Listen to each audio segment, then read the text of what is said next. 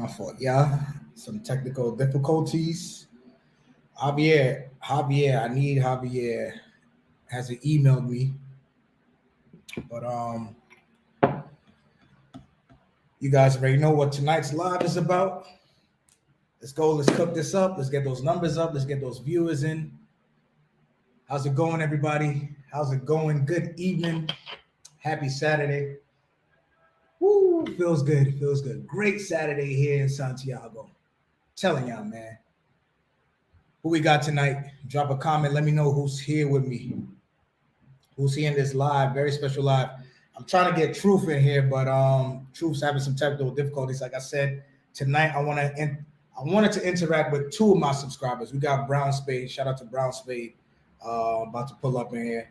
But I wanted to interact with two of my subscribers, Cat Truth and Javier, but Javier hasn't gotten to me. Let's see. Let me see if Truth got his audio fixed. Yo, Truth, we live. Talk to me. We live, Truth. You on mute. All right, cool. So while Truth gets that settled, good evening.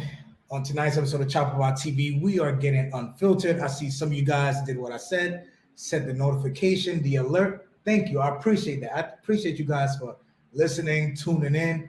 But first of all, before I continue, somebody drop a comment, say what's up, say good evening, Chap. What it do? ¿Qué lo que? ¿Cómo estás? Buenas noches, mi gente. Who's here with me tonight? Let me see. Truth, you're on mute. Let's let this cook up some more. We got eight people, and it's still silent. Anybody here? Can you read me? Hello, the people.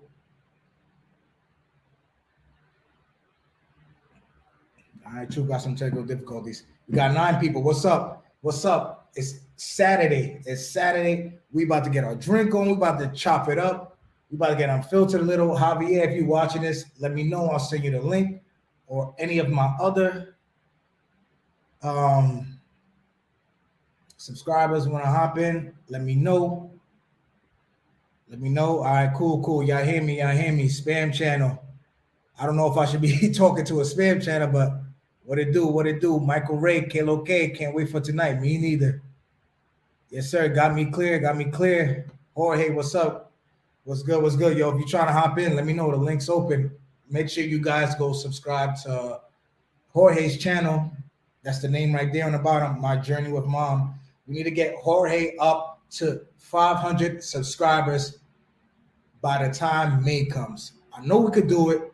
I know you guys could do it. Listen, this channel would be very, very beneficial to all of us. So let's get Jorge up to 500 subscribers by May. That's the challenge, all right? Who else is here with me tonight? I got Michael, Roberval, Francis, Jorge, Spam Channel. I don't know. Who else is here?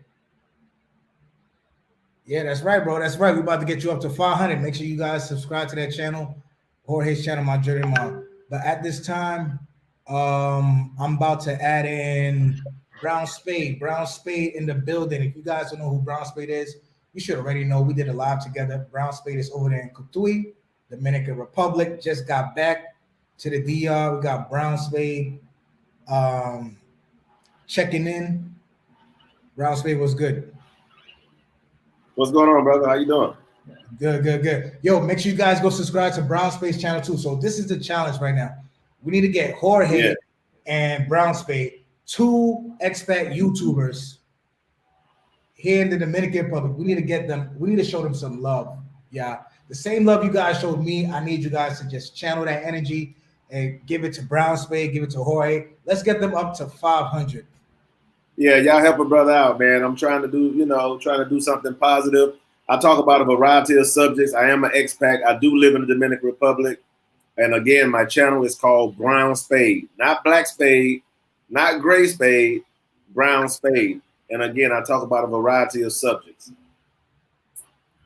All right, perfect. You guys heard him. Living in Cotuí. I didn't even know what Cotuí was until I met the brother. It's definitely a channel you guys got to check out. if you're looking to not, be in the bigger cities of the Dominican Republic. Brown Spade, tell me a little bit about yourself and what you're doing down here in Dominican Republic and Cotuí.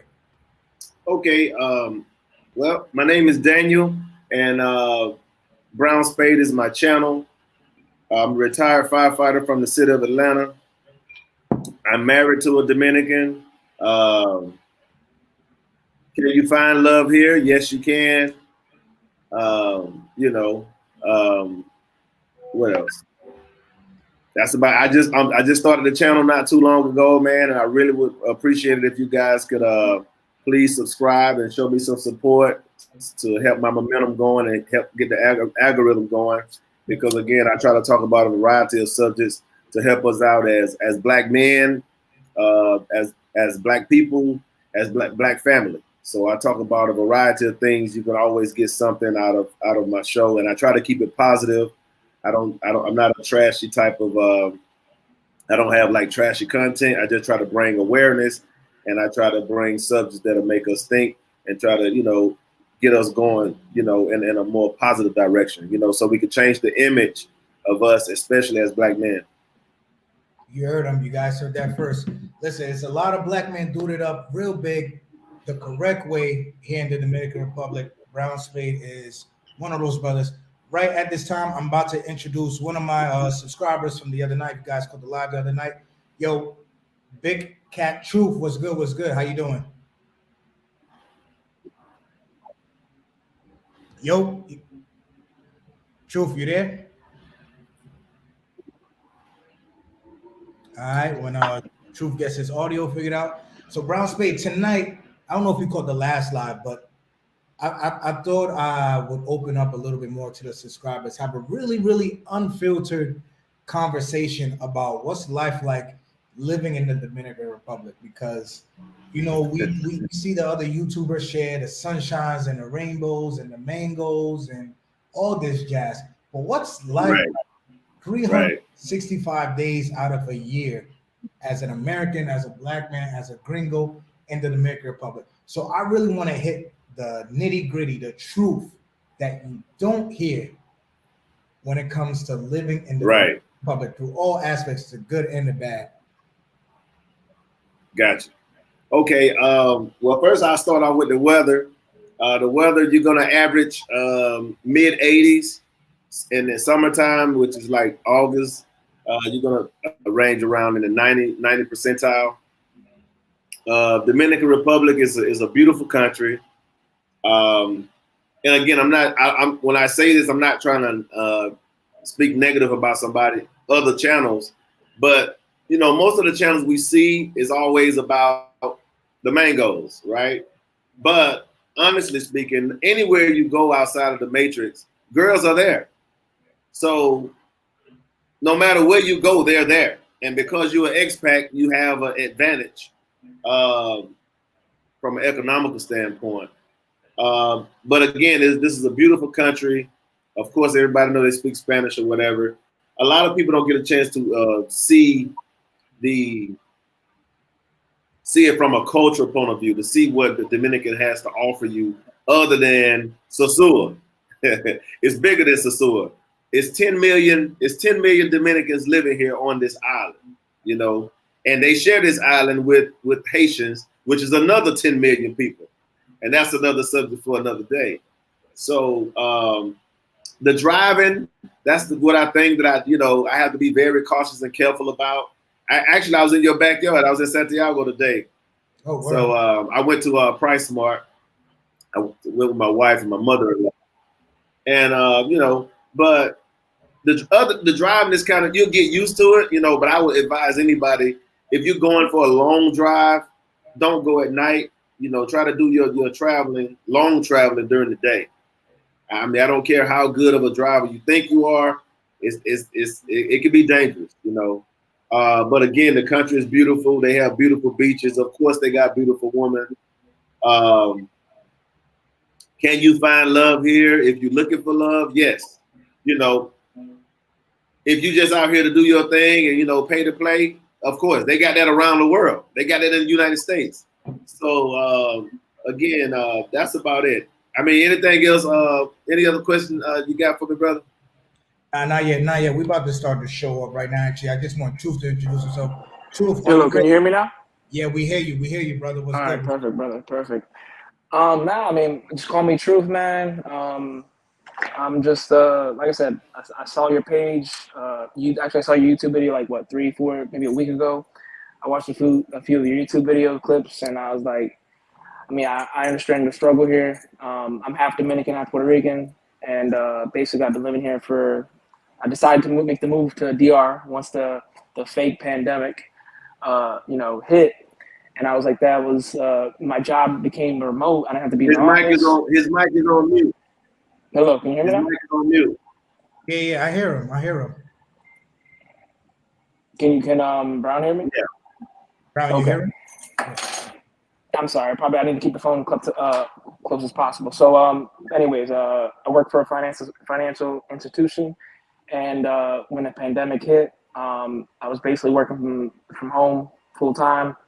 And then, after a year, during the first year of the pandemic, I realized that things were not gonna go back to normal, and I was like, you know what, man, I'm tired of where I'm at. It's time to make a change. Time to make a move. I've been traveling back and forth through the DR for like the last 5, 6 years, going to the resorts, going to Santiago, going to Puerto Plata, going to Santo Domingo, going to Bani, going to these different towns, exploring it with my uncles and different family members. And yeah, I decided to make that move last year in February, towards the end of February. I met a beautiful woman, through dating apps, and from there, she lives in San Pedro. I decided to make the move to San Pedro, and I've been here ever since. And I've been able to basically, um, meet through my 5, 6 years of traveling experience through here. I've had my bad experiences, I've had my good experiences, and the last year or so I've been working on my Spanish. Learning the ins and outs better, like just learning the actual culture, because to learn the actual culture, you got to like immerse yourself with the people. You got to actually live here. You can't just come here for 2, 3 weeks or a month and think you're gonna you think you're gonna know. I don't want to say you think you're gonna know everything, but to actually experience it and to actually figure out if this is what you want to do, if you want to be in DR, if you can deal with the nonchalant, the things taking forever. You got to have a lot of patience for these people, because if you don't have patience, you're gonna, it's a different lifestyle. If you're coming from the East Coast, is everything right away, everything quick. There's a deadline. Here there's no deadlines. There's a deadline, but there's no deadline. It's island time. But that being said, from there, another reason why I wanted to come to DR is because I basically traveling here, renting Airbnbs for the last 5, 6 years. I've met a lot of people that are half Dominican, people that are Dominican, as well as extranjeros, gringos, whatever, outsiders, right? And they talked about doing basically investing their money here in DR, because what you can get close to the beach here is going to cost double, triple where you live in South Carolina, Florida, Texas, like near the beach. I'm talking about actually in front of the beach, or like a beach town, I was able to invest into one apartment in La Romana, and it's the part in La Romana is called Caleta, and it's a, like I said, La Romana is very up and coming. There's a lot of it's a beach town. It has Bahia, which is another beach town close by, 30 minutes from La Romana. And the apartment that I purchased is like less than 4 minutes from the beach. And then also I decided to buy another apartment in Punta Cana, because I personally like Punta Cana. I like going to the resorts. Like when it's Dominican holidays, a lot of Dominicans like to go to the resorts, and enjoy. Disfrutar is the word in Spanish. Like the people here work, but when it's time to enjoy and relax and have a good time, these people know how to have a good time and relax. But anyways, I don't know where. Go ahead. hold on, Joe. Before we get into the questions tonight, because I want you to, you and Brown Spade to dive just a tiny bit about more about the parts where you guys are living. But before you do that, we got to Okay. start the show off, show up correctly.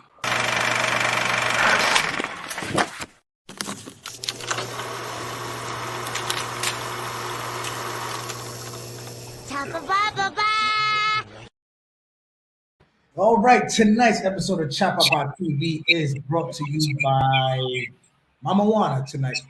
I thought, why not? We talking about the DR. Let me get some Mama Juana going. So, for those of you in the comments, drop a comment. Let me know what you guys are drinking on tonight. Definitely, got to fill the cup up because it's going to be a long I need to go get my mama water. Shit, go ahead. But salute to all you guys in the live stream right now and watch it after. Salute Saturday night. We doing it big with the Mama Juana. So, yeah. Spade, I'm gonna ask you first. How long have you been living in the DR? You asking me or the guest? I'm asking you. Oh, I've been here for 6 years, but I officially retired in December. Okay, been here 6 years, but officially retired. Okay, what about you, Troop? You said you moved here last year, right? Yeah, I decided to make the move last year, back in February. So I've been here for What over area a you year live and a month. San Pedro. You said Santo Domingo? No, San Pedro. San Pedro. It's like 30 minutes. No, I'm sorry. It's like an hour from Santo Domingo. 30 minutes from Boca Chica. 30 minutes from Romana. Okay. Yeah. Okay, cool. All right, so I know Truth got into a little bit about why he moved here and Spade why he moved here. What was the deciding factor for each of you? And Truth, I want to start with you first. You being a guest, you being a subscriber.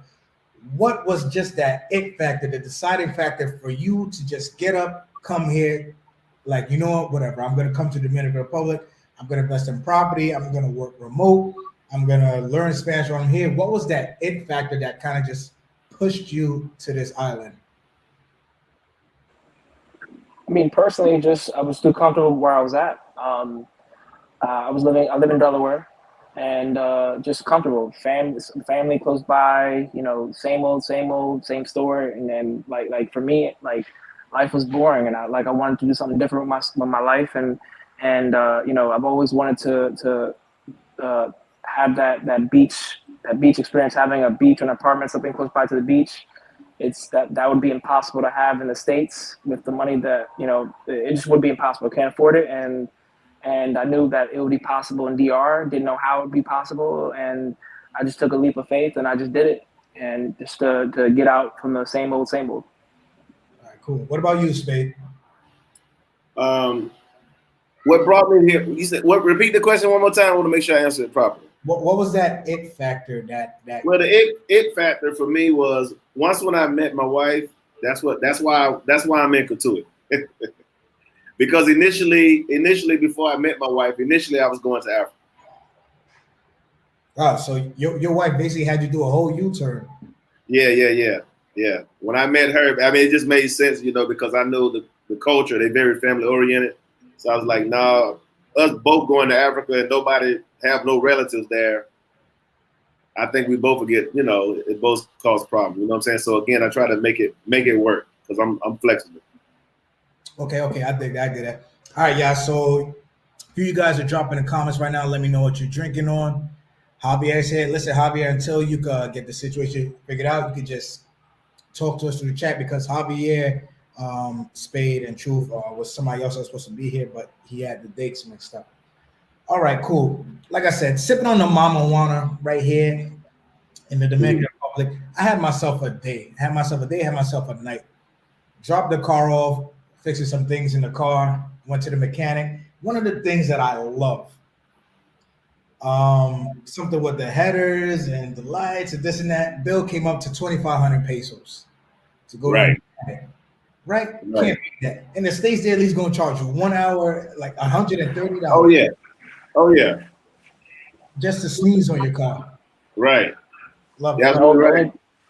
The only problem is, I mean, depending on who you know, they could be charging a little extra just because they know you're not from here. You know, that's the That's the only Yeah. thing. Like you gotta be careful here because I always try. I always trying to send my girlfriend or someone I know to hey man, can you please go see if I can get this price cheaper or see see if you can get negotiated down, because these people once they they know you're not from here, and they're gonna think you're rich, but they don't understand that you sweat for your money, you work hard for your money. These people here have been sold a false dream that America is like rich, and like if you go there you're successful, and that's all I want to say with that. Well, let me say that, let me say this though, Big Cat. Let me say this. And what you're saying is true, but I also understand that no matter where you go in life, it's about establishing a relationship. So my advice to you is, you mentioned you had a girlfriend. Just go there with her a few times so they can see you with her. So that way they won't try to, get the gringo green-eyed and try to, dig in your pocket. Because when I go to the mechanic, I go by myself now. It's not a problem. When I want to get some repairs on my car, I mean, it's the price is still cheap. They give me my receipt. I mean, it's not like they, digging. But I will say this though: the closer you are to those tourist cities, yes, everybody out for the hustle. That's why I was glad that my wife lived down here in the Cotuí, because there's too many people up north. You know what I'm saying? I'm not trying to live in Atlanta again. No disrespect, but that's how I feel. You know what? I want to bring up a point to the both of y'all. What you said, Spade, and basically what you're doing. Depending where you are, yeah, city wise, if you bring your girlfriend with you to get that Dominican pricing and not get the gringo hassle, just go a few times with her. You even go a few times. In my experience, even going with my ex-girlfriend, it was at a point where they started hitting her with the gringo prices to get through the Really? Yeah. Oh man. Yeah. I mean, look, if you're dealing with like respectable people that are respectable, and like these like for example, like my girlfriend has her father, like he's an established lawyer here, and he has a lot of deep relationships, so I can go to these businesses by myself and know that I'm not going to be screwed over. But like if I'm doing business outside of San Pedro, I have to be careful because they automatically know that I'm white. My Spanish is not the best. I mean, I know how to speak it, but they already can tell. And if like I said, I'm not white, but I'm white skinned.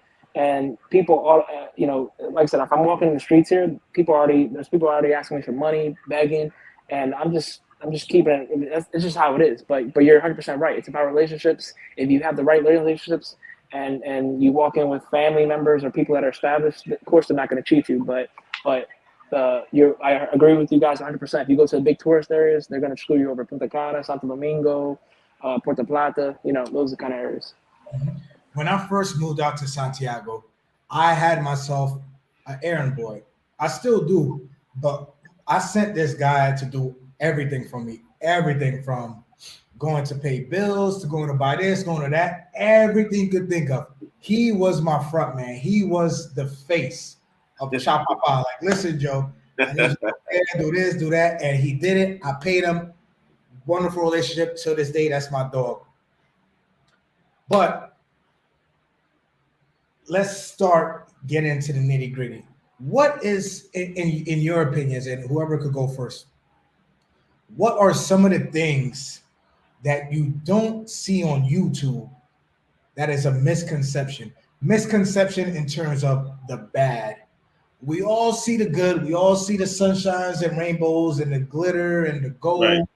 And DR's cheap, DR's this, DR's that. But what is a big misconception for you, Brown Spade, living here 6 years, retired in December, and Truth being here since last year? What is a big misconception where it's like, man, I really got to get used to this living here? And before you guys talk, I just want to show this right here. Right? You guys know the saying on the channel. Right. If you don't like what I got to say, act like a quarterback and take a hike when I stop. Right? One more time. Act like a quarterback and hike. Take a hike. Right. Real unfiltered. Might hurt some feelings, might crush some dreams, But oh well, this channel is all about facts, all about information, spread love, spread positivity, and not to just have you looking stupid. Because all of you guys tuning in that are always watching videos, dropping comments, I have faith in you guys. I know who you guys are. But listen up. To come down here in the DR, you're gonna need a different type of skin. So who wants to answer that first? What is a big misconception you don't see on the internet and that you should know about? A negative misconception. Well, negative one, they think this every girl, every Dominican wants an American man. That's not true. Why you elaborate on that? Well, the thing is, you can never say all because everybody don't necessarily going to conform or want to be just want an American man. Just because you're an American, they'd be like, oh, I want him because he's an American. That doesn't necessarily work like that. But they feel that way because of, again, they go to the, what we call the red light district or whatever, and they get this false notion of this is how all the women are. Like, for example, I remember when I was working one of my part-time gigs back in the States, and when I told him that my wife was a Dominican, he started laughing as though she was a Chapapa daughter. You know what I mean? Mm-hmm. So I had to explain to him. I said, "Look, man," I said, "Do you realize there's 10 million people on the island? Like, everybody is not prostituting. You know what I'm saying? So that's a misconception. Everybody not out here tricking like that. So you have some educated women out here." And so then again, when I asked him, I said, "Have you ever been to the DR?" "No, I ain't never been there." I said, "Okay." And then I said, "Okay, well, I would just for the record, my wife is a doctor." You know what I'm saying? So now what? You know what I mean? So that's one of the misconceptions. Everybody don't want you. Of course, when you're in the red light district, it appears that way because everybody reaching on you, touching on you, because again, they know you're there for a short time, for a good time. Now, hold on now, Spade. It's not just in the red light district. I mentioned before on the live, it's even in the professional settings. They're in the bank, they're in the supermarkets, they're in the hospitals, they're in the yes, they're all over. One way or another, because I like to use this analogy. If you're on an island, right? Right. A zombie apocalypse breaks out on an island. What's gonna happen to the people? I get your point.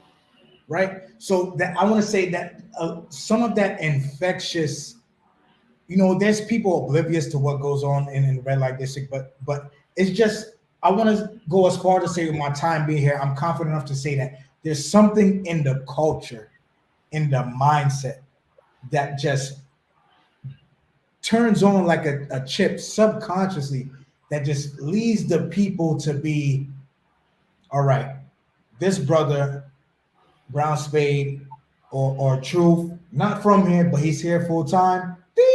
Let me take advantages any way that I can.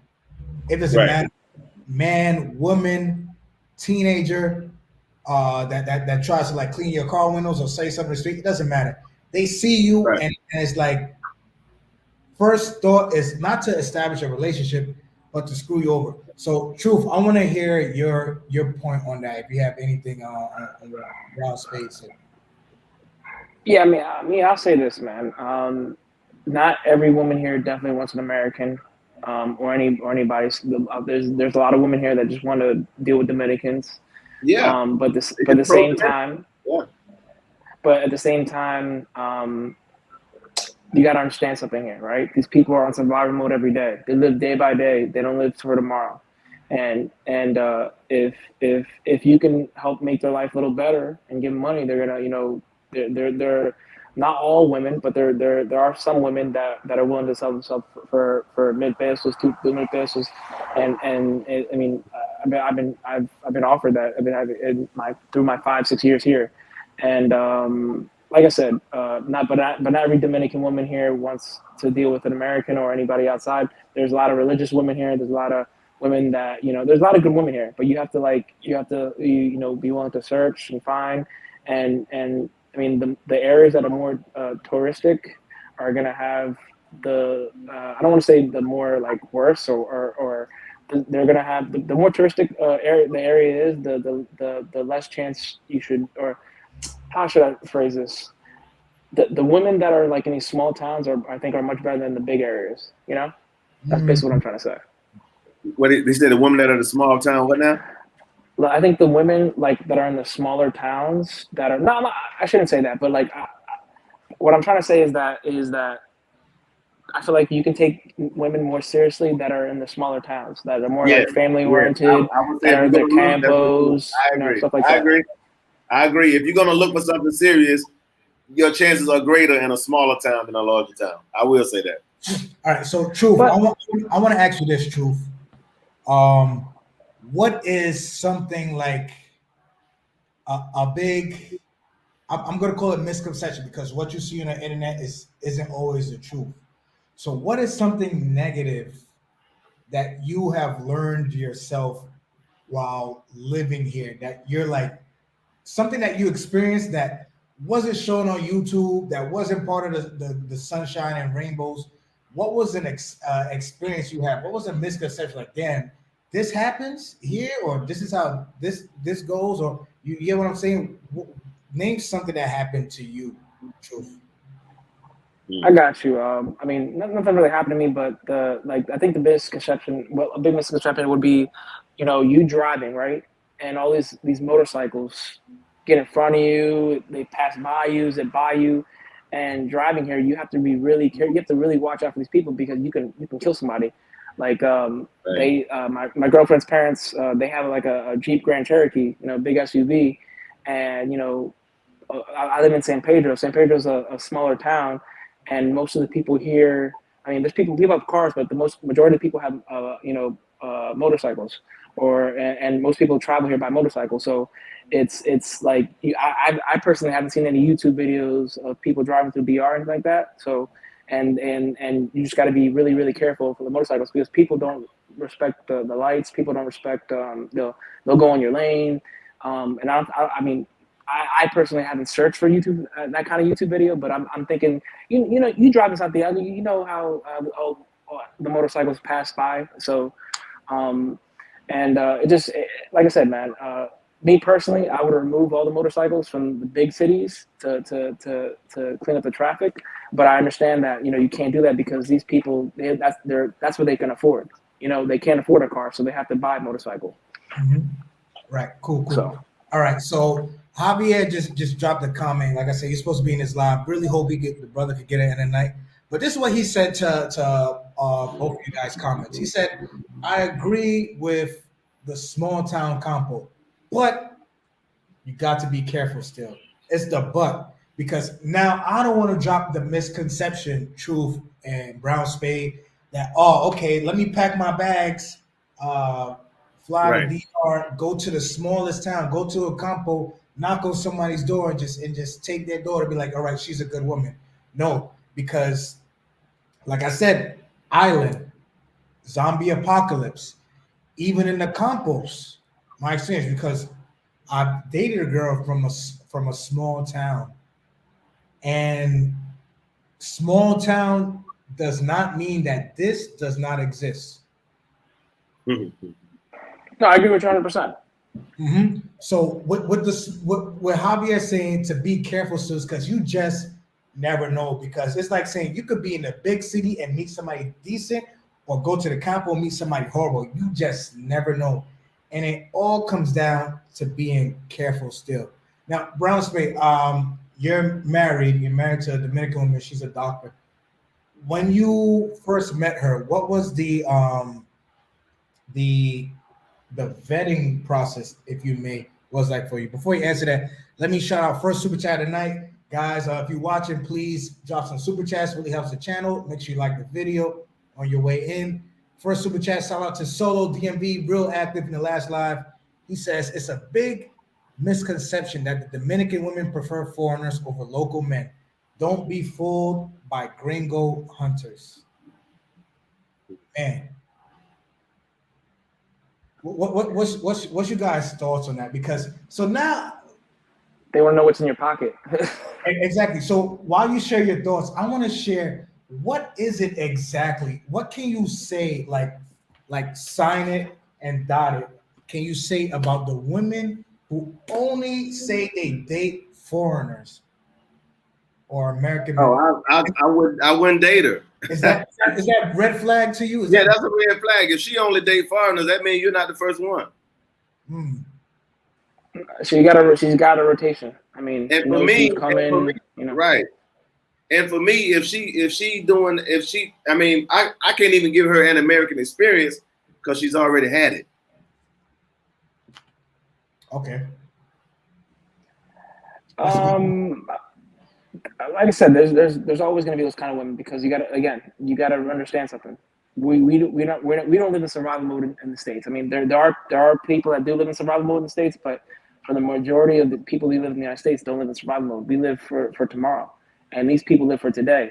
And if these women know they can get ahead by dating a foreigner and get something out of you, a phone, money, whatever, they're gonna do it. You know, but you got to keep in mind that you know they're after you for the thing that you can offer them, you know.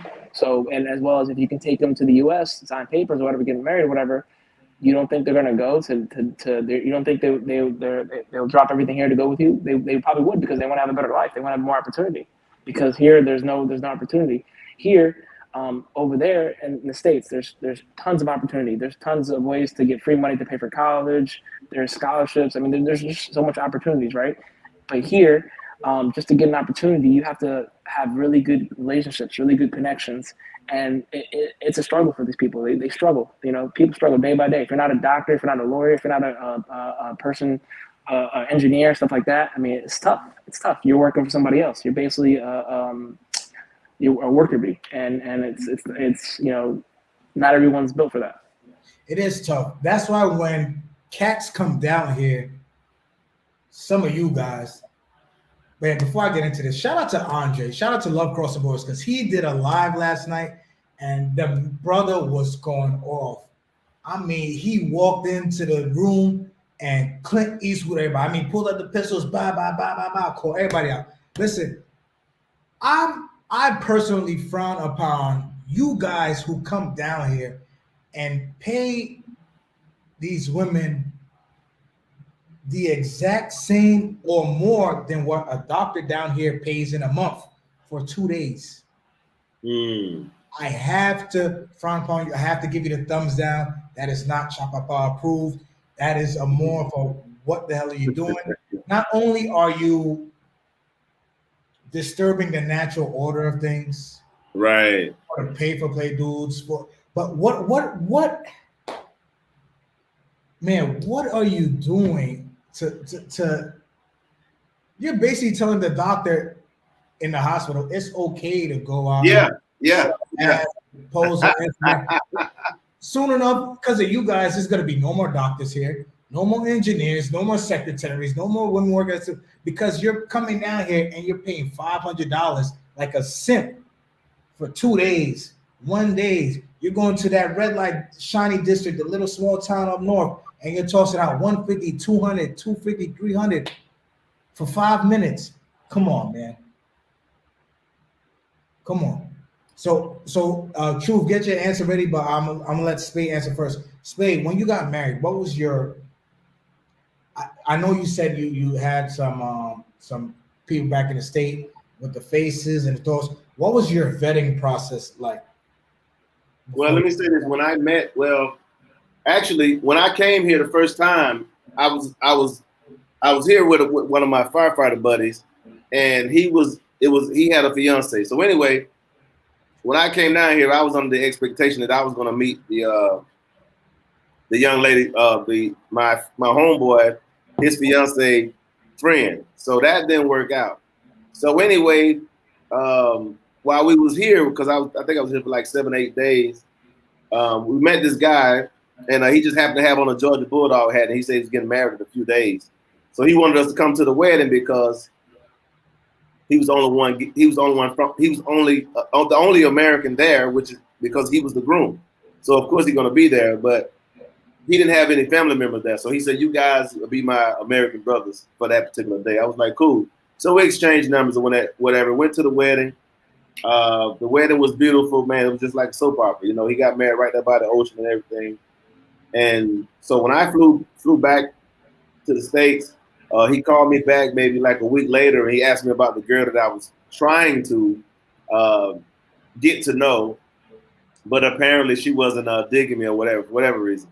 So I was like, hey, you know, there's nothing going on. And so anyway, he's like, you know, somebody interested in you. So I guess so he showed me a picture of my wife, and he gave me her number, and then I called. So I want to say maybe 2 months after we talked, texting or whatever, I flew back down.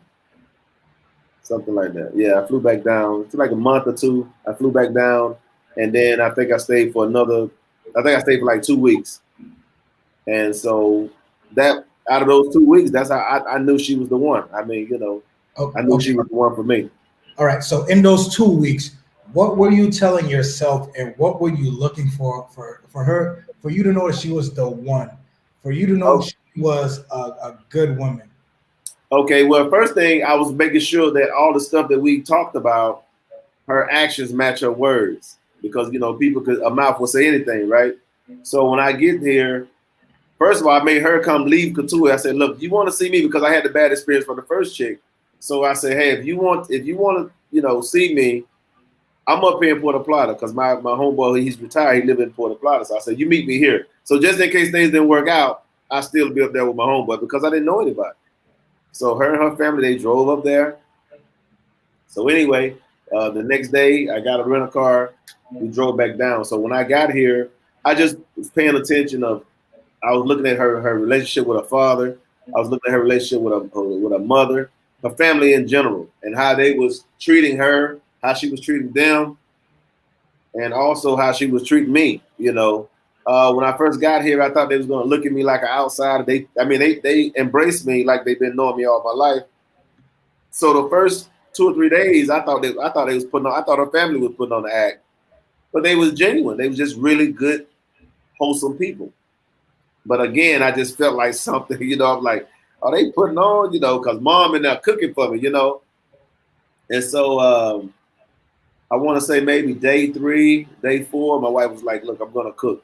This is before she my wife. And then she went in there and cooked.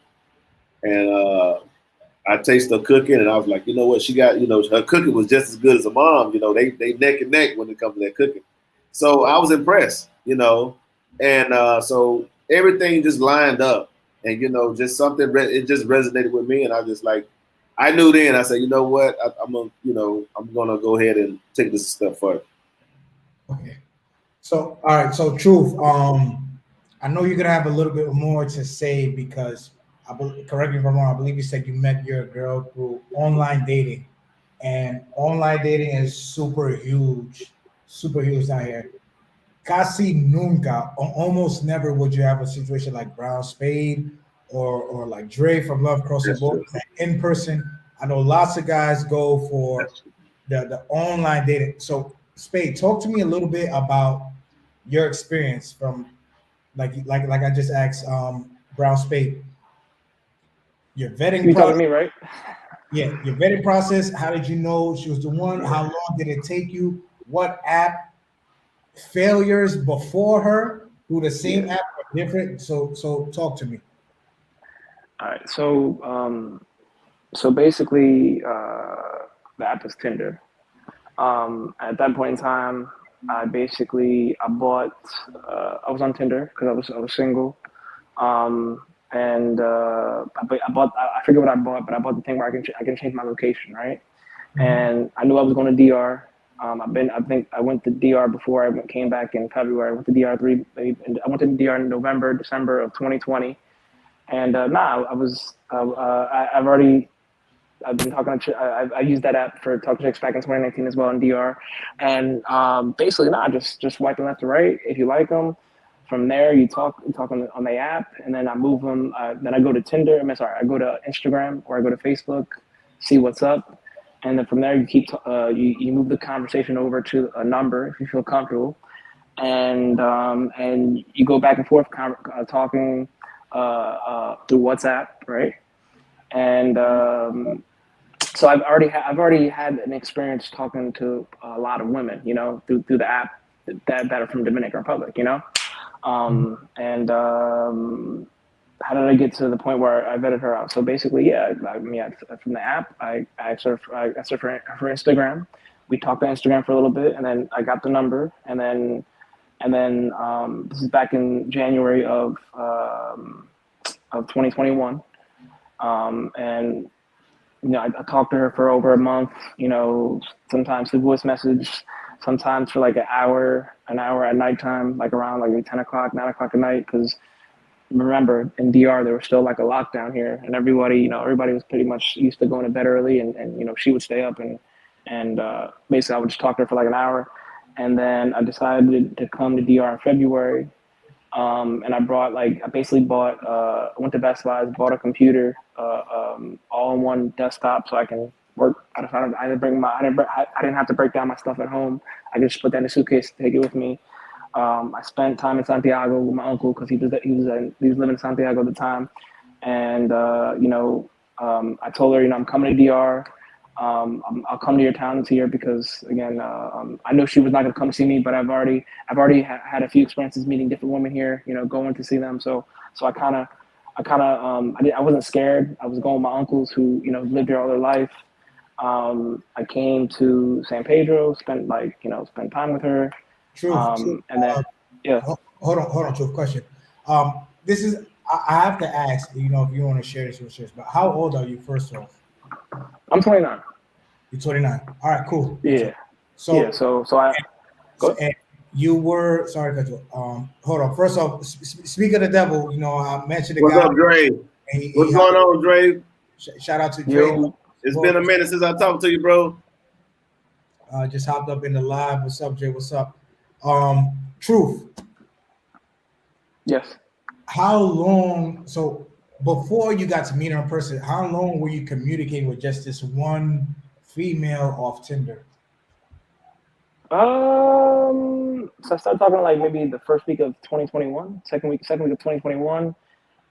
So I want to say for at least 4 or 5 weeks, talking back and forth, WhatsApp every day, trying to have a conversation over the phone, like an hour, just to see what's in her head, what's she doing, what's she doing with her life, is she studying something? She's studying to become a lawyer. She already graduated. Basically asking a whole bunch of questions, just trying to really to get to know her, how she's thinking, what she's thinking. And basically, based off all the answers that she gave me, I liked it, and I was like, all right, I'll come. I'll make the time to come see you. When I got here, I spent time in Santiago first, spent time with family, and then I was like, yo, I'm gonna come. So the day after Valentine's Day, which is February 15th of 2021, because I remember now, it was Valentine's Day Sunday, and I came Monday to see her. I was like, yo, I'm gonna come this day, and if you can make time, we hang out. She made time. We went to a restaurant. We talked a little bit, hanged out, and then from there, let me see what happened from there. From there, I basically went back to Santo Domingo because my uncle we drove from Santiago to San Pedro, and then I have another uncle who lives in Santo Domingo, so we went to Santo Domingo for 2 days. Then I told her like Wednesday I would like to see you Wednesday. I went to see her. I went to see her that day, Wednesday, and then from there I was like, all right, from there I drove back all the way back to Santiago, and I thought about everything we talked about in that month time. I enjoyed spending time with her, and I was like, to really get to know this woman, I'm gonna have to be close to her because there's no way she's gonna be able to come to Santiago. So and I was kind of having issues with my uncles because they both wanted me to stay with them, right? Because I told them, I was like, yo, I'm coming here to live in DR, and they both were like, yo, why don't you stay with me? Why don't you stay with me? And I mean, they want to protect me, but at the same time, I feel like they wanted to use me, for my income, my stuff like that. So, and I wasn't having that. And what? So you just brought up a point, and I have a few questions. But before that, let me shout out to Kyle Jerome Carter in the building. Thank you for the super chat, brother. Appreciate it. Great conversation, guys. Chapapa, keep it up, bro. Speak your truth. I love y'all. All this info, good and bad, helps prepare me before I move. Definitely, bro. And I hope this live is used for Thanks, future Kyle. reference. Please subscribe to my channel, Brown Spade Kyle. Thank you. Yeah, definitely. I hope this live is used for future reference. Any of you guys are gonna come down here, but I need you guys to do me a brief favor. I need you to go sign up, subscribe for this man's channel, My Journey with Mom. That's Jorge's channel, and I need you guys to pause. I'm gonna give you guys like 20 seconds to just get out, subscribe to Brown Spade channel. Let's get both of these YouTubers up to 500 by the time May comes. It don't take nothing but 10 seconds. Let's support. It don't cost a dime. It don't cost a dime. Support it, bro. To support. Listen, they're here. These are boots on the ground. These are some guys in the trenches with me here in the Dominican Republic. So let's show these brothers some love. Go subscribe, please. Well, going back to the truth, man, the mama wide hitting right now because I'm definitely forgetting all of my questions. so truth. All right, so you mentioned something about family here, and I want to pinpoint that before you continue your story. You said you basically felt both were tugging at you because of your income. So I want you to speak on that a little bit. I feel a lot of the people don't realize how toxic the culture can be when they know that you have the almighty dollar backing you. How toxic the culture can be. So how, in your opinion, how toxic can it get? Because you mentioned family, uncles. So what was that like for you? Like, was that your first exposure to the toxicity here in the country? I mean, that's it. Kind of is because, like I said, I was traveling. I've been traveling with both of them, right? Because I don't have a car. My other uncle doesn't have a car, right? And these guys don't live in the best. They don't live in the best areas. They don't live in the best apartments. They don't have they don't have the best vehicles, whatever.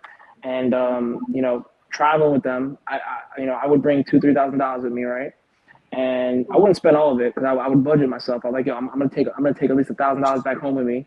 If I'm spending 2 weeks here, I'm gonna spend $2,000. I budget $2,000 to spend, and because I want to help the economy out, I want to be good. I want to take everybody out. I always try to break some off from my uncles because I know they're not. I mean, they did the one that has the van that we would travel with. He. Anyways, as far as I know, he always complains and complains about family not helping him out or whatever. But he never like spends. I never see him open his wallet to spend. And the other one, I don't know. Like I said, I'm not trying to bash anybody, but at the same time, it just felt like these guys didn't want to spend or didn't have money, and it got to a point where I felt like I was always spending on everything, and I try to help people out, and it's like, dude, if I gave you money, you would think you would use it, but these people you give them money and then they're sending it to this chick or whatever, and these dudes my uncles they have multiple women, they have multiple children. And like I said, man, these people know that you bring dollars, and the dollar, you get more pesos for your dollars, right? So if they can take advantage, they're gonna take advantage, and that's just the way it is, man. They're just I don't know if it's the propaganda. I don't know if it's brought up that way, but it's when you're dealing with a poor country, and they know you come from a country that has money and opportunities, they're gonna try to take advantage of you. And I just, like I said, just got to a point where I'm not spending anymore. I spent money with them to see who they really are, to see how they really are, to see if they really want to talk to me. Like I said, I have one uncle who hits me up from the one that I have one uncle who really doesn't even talk to me anymore, just because I mean, I'm not gonna give him any money. I'm not gonna help him out. He talked bad about the family, not helping him out at all. But at the same time, I was like, dude, he just doesn't like. A lot of people here can't handle the truth, right? So if I was to tell him, dude, we try to help you out. When his father died, right, I gave him $600, right, and gave him cash, $600. Like, yo, that's for your death of your father, and he didn't spend any of that money for his dead father. He used the money for whatever he used it for. And during the 2-week vacation, when I ran out of money, I was like, dude, I ran out of money. He didn't spend any money. My other uncle had to spend money. You understand what I'm saying? I was like, dude, I gave you $600. Like, you didn't contribute to anything. You didn't contribute. I paid for the haircuts. I paid for everything. But like I said, you spend money to see who your real friends are, and to learn. And my other uncle, like I said, he would ask me to give him like his son 2,000 pesos at the time. His son lived with them. I was like, why am I giving your son 2,000 pesos? Why can't you pay for? Why can't you give your son money so he can be fine for 2 weeks or whatever? Because he was traveling with me. So it got to a point where I was like, I don't like when I came back this February, I wanted to spend time with them, but I was like, yo, this is the last time spending time with you guys because, like I said, like you guys are abusing me. You guys, you guys. Same old, and I'm a person of progress. I seek progress. I want to see people doing better. There was a point in my life where I wanted to buy land and make apartments and help my family out, but then I realized you can't give people fish. You got to teach them how to fish. Right. But at the same time, there's people that hold that thought, Truth. Spade. I want to get to you a little bit while I was asking Truth. But before that, if you guys are now joining us live, welcome. First off, hit the like button. Make sure you subscribe to Brown Space channel, YouTuber down here. Tonight I got one of my subscribers, Truth, who lives here in the Dominican Republic, to talk about the unfiltered things that you guys don't know that would be hard for you to adjust to. So, Spade, have you come across any of the negativity that has come with money, like Truth has come across while here in the Dominican Republic? As it pertains to like family, her family? As it pertains to her family, friends, whoever, where it's like, man, all right, here's Daniel. Daniel's American, Daniel's retired. Let me, No, man, I'm telling you, no. I haven't had that experience, And just let me retract also, just for the people who were listening to the earlier about me vetting my wife. And after 6 months, man, we got married. But anyway, so back to your question, I haven't had that experience where, about money. Like her people, everybody works. It's not like somebody sitting at home saying, she's married to the American guy and let's get what we can get. That's not the case. I mean, her mother is assistant principal, her dad is a retired cop. Everybody work, man. Everybody work. Sister teachers, brothers, IT, the other brother work at the gold mine. So everybody work. I haven't had nobody ever came to me, yanking on my pockets. I haven't had that problem, that issue at all. Okay, cool. So I guess I'm one of those lucky ones, I guess. Yeah, shout out to Judah. Good point. Shout out to Judah for the super chat. Appreciate you watching, always watching. He says the families cannot handle the truth when you tell them about themselves. Even if you do it out of love, they don't want to hear it. Man, it's not just families. It could be friends. It could be professionals. You tell them the truth, they don't want to hear it. Like Russell said this one time on his live. He said, when you catch the people out here in a lie, they get more offended that you discover that they're lying instead of getting offended that they lied to you. Now, let me say something though. I will say this. I can say this. I will say this. It's obvious that they're wired up a little bit different. Because again, we're coming from our culture, and when we see something that's false and we want to address it, we address it, right? Well, like just like Taylor May said when you guys had that y'all did that story a couple of months back. I mean, it's that part is true. I mean, as far as you trying to say, okay, this is true, but I just think they're just wired up different. And I think we're looking for the response as if we were talking to another American. I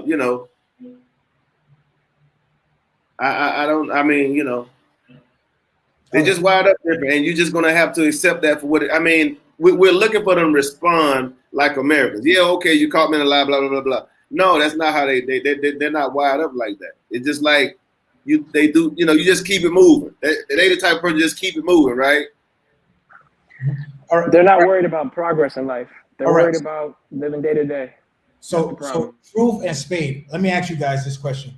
Are both of you happy in your current situation? You want to go first, True? Go ahead if you want. Go ahead. Okay. Yeah, I'm happy, man.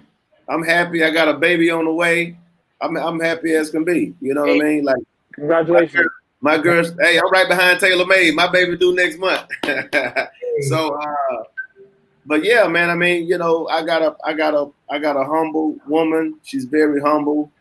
She's not argumentative. You know, when she get mad, she might just, you know, get a little silent. Then I have to say, oh, okay, I guess that means you're mad or whatever. But you know, her main thing is she just really want me here. You know what I'm saying? Like, it's nothing major. We haven't had nothing, no major fallout or whatever. You know what I'm saying? Her thing is she just want me here, you know. Like, if I'm like out or whatever, then that's when she kind of get a little antsy at times or whatever. But I haven't had any major issues with my wife, and I can honestly say that. And I wouldn't be afraid to say that because, again, I want to be as transparent as I can because I want people to understand that, one, everybody's story is different, and two, you can have success being to a foreigner, because we always hear about the horror stories, but I'm saying as of right now, this is not a horror story. Exactly. So, Truth, are you happy with your current situation, your current relationship? Yeah, I mean, I live with my girlfriend. I mean, she does a lot for me.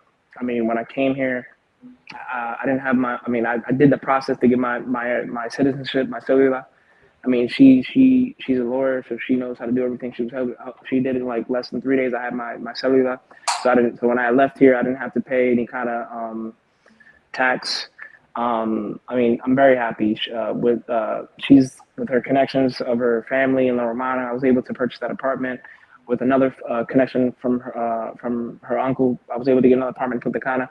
So, you know, she's helped me advance, helped me, like, you know, save money. She's helped me with a lot of things. I'm very happy. She's a very good woman, intelligent, and like helped me like, I tell her my goals, and she's basically, you know, like, like help me get to where I need to get to. But at the same time, for me, I'm still trying to, you know, establish myself. Like, you know, I don't have my own place. I don't have a car, and I'm trying to get to the point where, you know, I can get those things so I can really, you know, travel the art, because I've traveled the art, but I want to travel comfortable. I want to travel independently, and that's what I'm working towards. Okay. All right. So let me get to these comments first before I ask the next question, besides you guys being happy. Shout out to Dre. He says, I asked my wife in 6 months. She comes from a financially stable family. I'm like this brother. He's talking about you, Brown Spade. Right. So me and Dre, we got a similar story, I guess. Yeah, and Jorge, another boots on the ground brother here in the Dominican Republic. He says, family, friend, or female, give them jobs. Can't get mad at them for shooting their shot. You have to be Phil Jackson and manage people correctly. Now, if you guys haven't watched this live, the blueprint on how to manage the Dominican Republic, Jorge's blueprint is strictly no relationships, no emotions, no feelings. Give them a job, give them a paycheck, tell them what you're doing, the expectations. If they're with it, fine. If not, on to the next. But somebody will accept it.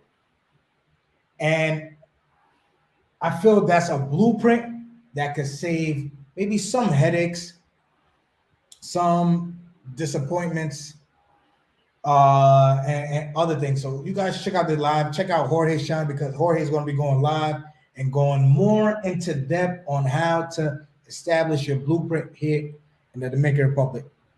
Michael Ray says, I'm half Dominican and I could totally relate to the truth, because when I visit my family in the DR, they expect money and for me to bring them stuff from the States.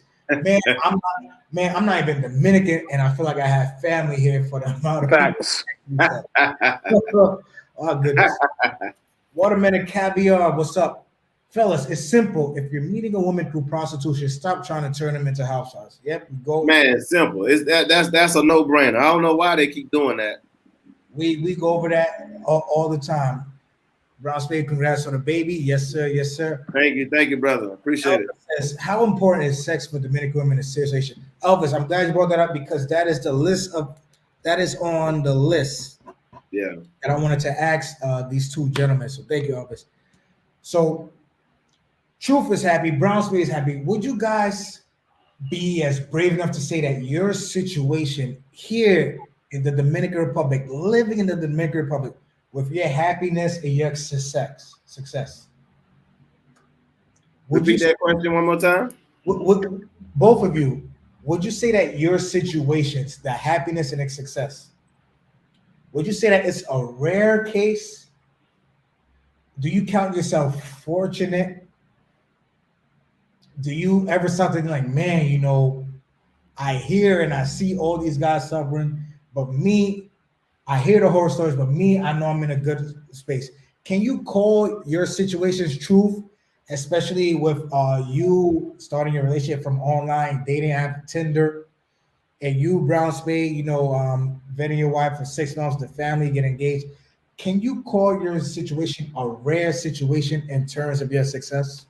Are you confident enough to do that? I will say that my story sounds rare because most guys are doing their vetting on the strip. They're doing their vetting for choppy daughters. They're doing their vetting for the quote unquote mangoes. And that's my perspective on that. You know. Well, but Javier said it don't matter where you meet them, you still gotta be. They're everywhere. Oh, you're gonna be cautious everywhere. I mean, but that's anywhere in the globe. That's anywhere in the globe. I mean, you can never just bat 1,000 going into anybody's country just thinking, okay, we just go in there and we just come out and everything happily ever after, hunky dory. That's not how life works, man. Life has obstacles.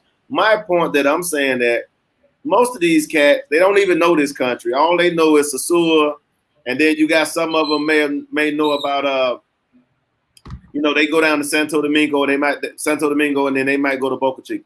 And then after that, that's about it for them. I mean, they don't know anything about the country. They can't tell you nothing about. They haven't been other than those two places. So again, if you're trying to get serious with somebody, those are the places that I would not go if I'm looking for something serious. Now, if that's what you do to pay to play, I'm not knocking you for that. Then you're in the right area. Continue doing that. But if you think you're trying to make her do a 180, and all of a sudden she's accustomed to this and she's been doing this before she met you, and she's gonna do this as soon as you board that plane, then you're fooling yourself. Listen, yeah. Like Brown Space said, Ho is instilled in about, I want to say, more than 65% of the households here in the Dominican Republic. You walk through this door, mom and pop's going to ask you how many you had today, how many did they give you? Wow. Dad or brother will drop you on the back of their motor to their appointment. It happens. It happens. So, true. Would you call your situation a rare situation? I say for you, definitely, because Tinder, we know Tinder is the norm when guys are planning to come down here to Sosua, to whatever part of the country they're trying to set up that piece of booty for the weekend. Yeah, I never 10 days they're out here. So for me, I got off the notion like I can't even fathom the point that I'm gonna meet somebody serious on Tinder, because I've come across lawyers on Tinder, doctors, secretaries, bankers, and it's just at the end, it's like some funny. Right. You know what I'm saying? So, Truth, for you, do you think like you have a rare situation that you're happy about? I'm just gonna keep it real with you guys. I mean, my profile says half Dominican and Puerto Rican, right? And at the same time, like I mean, I have experience dating women here because I've been here. I used to have a girlfriend. I used to have girlfriends in Santiago, La Vega, and I know how to work with these women. You know, I've already, you know, I've seen how I know how they are. And like I you know, I tried dating a woman with a kid. I realized, I don't want that. I don't want to take care of someone else's kid because I'm just not built for that. I'd rather have someone who doesn't have kids. And then I started dating someone a little older than me, and then I realized that person it'd be tough to mold to what I need and what I want in my life, you know. And then I was like, I went to someone younger because I knew someone younger is younger, and And it just, you know, not that I'm gonna mold them to how I want them to be, but they're gonna more adapt to me because I'm the man. I'm older, I'm more established, I have my money, and I'm you know, I'm pursuing my goals, pursuing my dreams. You understand what I'm saying? And at the same time, I'm in a lucky situation because yeah, I did meet a girl with a decent family. I mean, every family has their issues. Every family has their, you know, their people that are kind of like abusive, not to me, but abuse the, you know, the family in certain situations.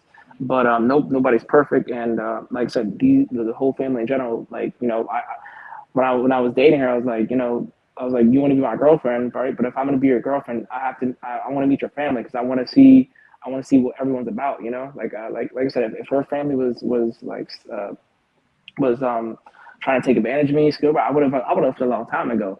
But all this time they've been helping me, I was paying. You know, I didn't want to. When the first 3, 4, 5 months, I was paying like $800 Airbnb because I wanted air conditioner, I wanted the Wi-Fi because I didn't want to look for an apartment. I didn't want to have to buy anything to furnish an apartment. So I was paying $800, $700, right, Airbnb fees, and it got to the point where, you know, like I was like, yo, this is killing my pocket, you know. And she helped me basically, you know, she helped me look for an apartment, and there wasn't any good apartments at that time during the pandemic. All the good apartments were gone, or people were renting them, anyways, I moved in with her aunt upstairs, right? And I helped pay half the rent. I gave her half the money for the rent. I lived there for 6 months, and I would just come downstairs to her house to work. And then now I'm living with her in the house. And like I said, I'm definitely blessed. You could say lucky, or you can also say I created an opportunity myself because you know, these people realize that I'm a humble human being. I'm honorable. I try to do the right thing, and excuse me, and I always do my fair share. Like I'm not just like just living here for free. Like I try to buy food. I try to help with whatever I can, gas, anything. You know, like if something happens, I try to help because you know you just can't can't be a freeloader. Yeah, we're in the position to help. So for the both of you, what is the age difference between you and your significant others? Well, for me, I'm 13 years older than my wife, and I wouldn't have it any other way. I don't want nobody my age. I'm not looking for a mother. I ain't looking for a sister. As you should, man. No, much respect. I've been married. Let me say this also.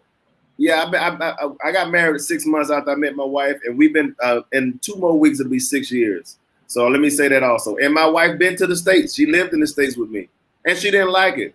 So I flew her back here, and I told her to wait till I retire. So I just flew back here, back and forth, back and forth. So, you know, again, it's I guess it is a unique situation. So for, like I say, so far so good. I haven't had any problem. Okay. What's the age difference between you, quickly, Truth, between you and your girl? 6 years. 6 years. All right, cool. Let me go younger, man. If you get I've tried dating older women. I used to have. Listen, y'all not gonna confuse me on this tonight because yeah. just the other night on Russ's chat, he was like, "They older." Then people in the comments, "They younger." They older. They younger. Listen, I don't. Blah blah blah blah blah. I ain't hearing it tonight with the age. My bad. Because y'all confuse me with the notes. I'm like, all right, boom. Let me date older. Let me go for 33. Nah, don't do that. Go for 22. You're still in your 20s. Let me go. The younger girl gotta work with him. Man. But let me explain why though.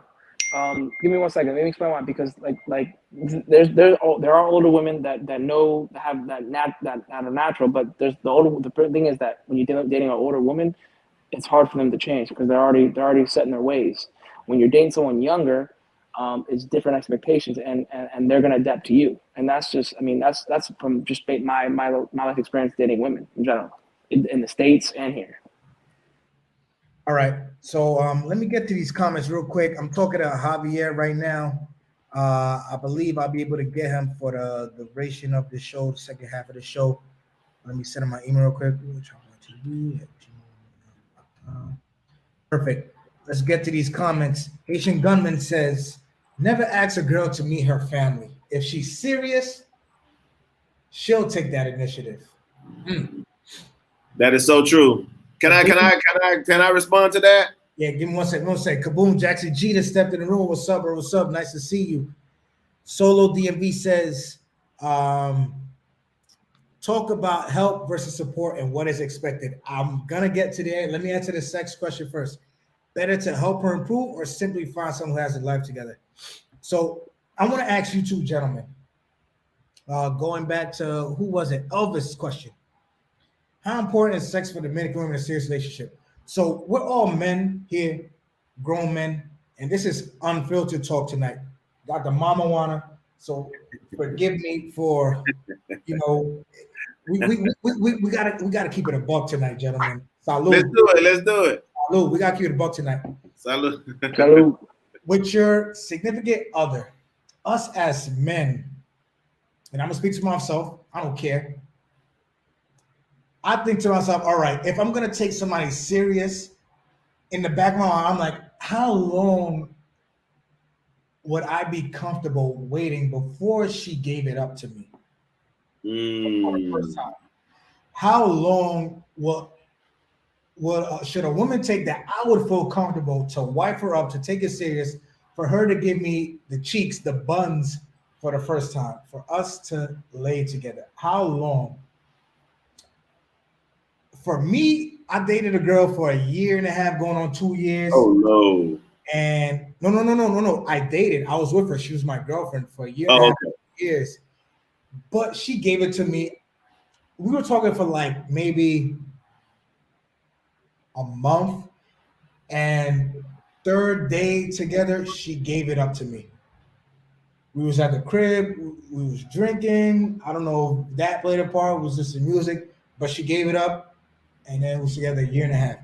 So for you guys, did that have like a voice in your head, like, all right, for you, Spade, I'm like, all right, I proposed to this woman, I'm marrying this woman, and I'm comfortable with how long she took for me to get to the promised land? Yeah. I mean, the thing about it, I mean, let me say this. I wasn't doing it. I'm not with the Steve Harvey program. Let me say that.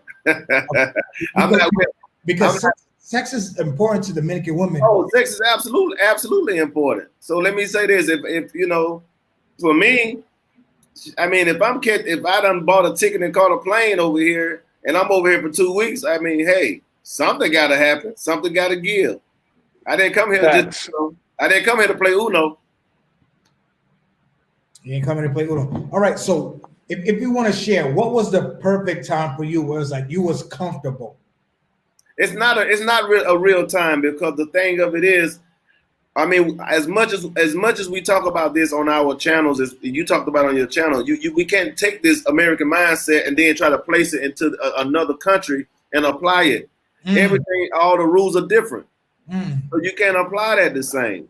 Because again, I mean, when I went to Africa, I mean, you can meet a girl today and you can get today. You get later on that evening. That don't mean she's a slut. That means she's just really into you. Good point. But we've been programmed that way in America, in the West. So we're thinking if somebody give it to you that soon, we're like, well, damn, how many other people? You know what I'm saying? So you have to retrain your mind. You gotta say, okay, I'm in a whole different environment. I'm in a whole different country. Speak a whole different language. These people are wired up totally different. What about you, Truth? Is there, like, in your mind, was there because like Spade said, we have to admit we've been westernized, we've been programmed, we've been matrixed to think like, Please all right. Go to my channel, people. Brown Spade, support my channel, please. Yeah, I'm sorry. Go ahead, bro. Make sure, Brown Spade, do me a favor, drop a link directly to your channel. Jorge, if you're still watching, do the same. Drop a link right to your channel here in the comments, so everybody could go there straight, subscribe straight. Truth. I'm gonna keep it real with you based off my experience, right? To me, it doesn't matter if I hit it the first night, second night, third night, because I've been in a relationship with a girl that I've hit like the first night, second night, and I mean I was with that girl for 3 to 5 years in and out. So to me, it's just based off how you feel, how things going, and you go from there. And sex is definitely important because you want to make sure you're pleasing your woman. You want to make sure that you're getting pleased by her. And I'm trying to think when did I have sex with my girlfriend, but at the same, I can't really remember, but at the same time, I was like, yo, I'm a person like you got to try it, and if you like it, you go forward. If you don't like it, then you move on. You know. Definitely. All right. So for me, first thing I'm sharing with you guys for the first time, because this is unfiltered. Now I mean, screw that. Let's pour up another glass of Mama Juana. Salute to you guys. This is unfiltered men talk right here. I appreciate you, Brown gentlemen. State, y'all support me on YouTube. Let's go. Brown Spade, drop that link in the comment.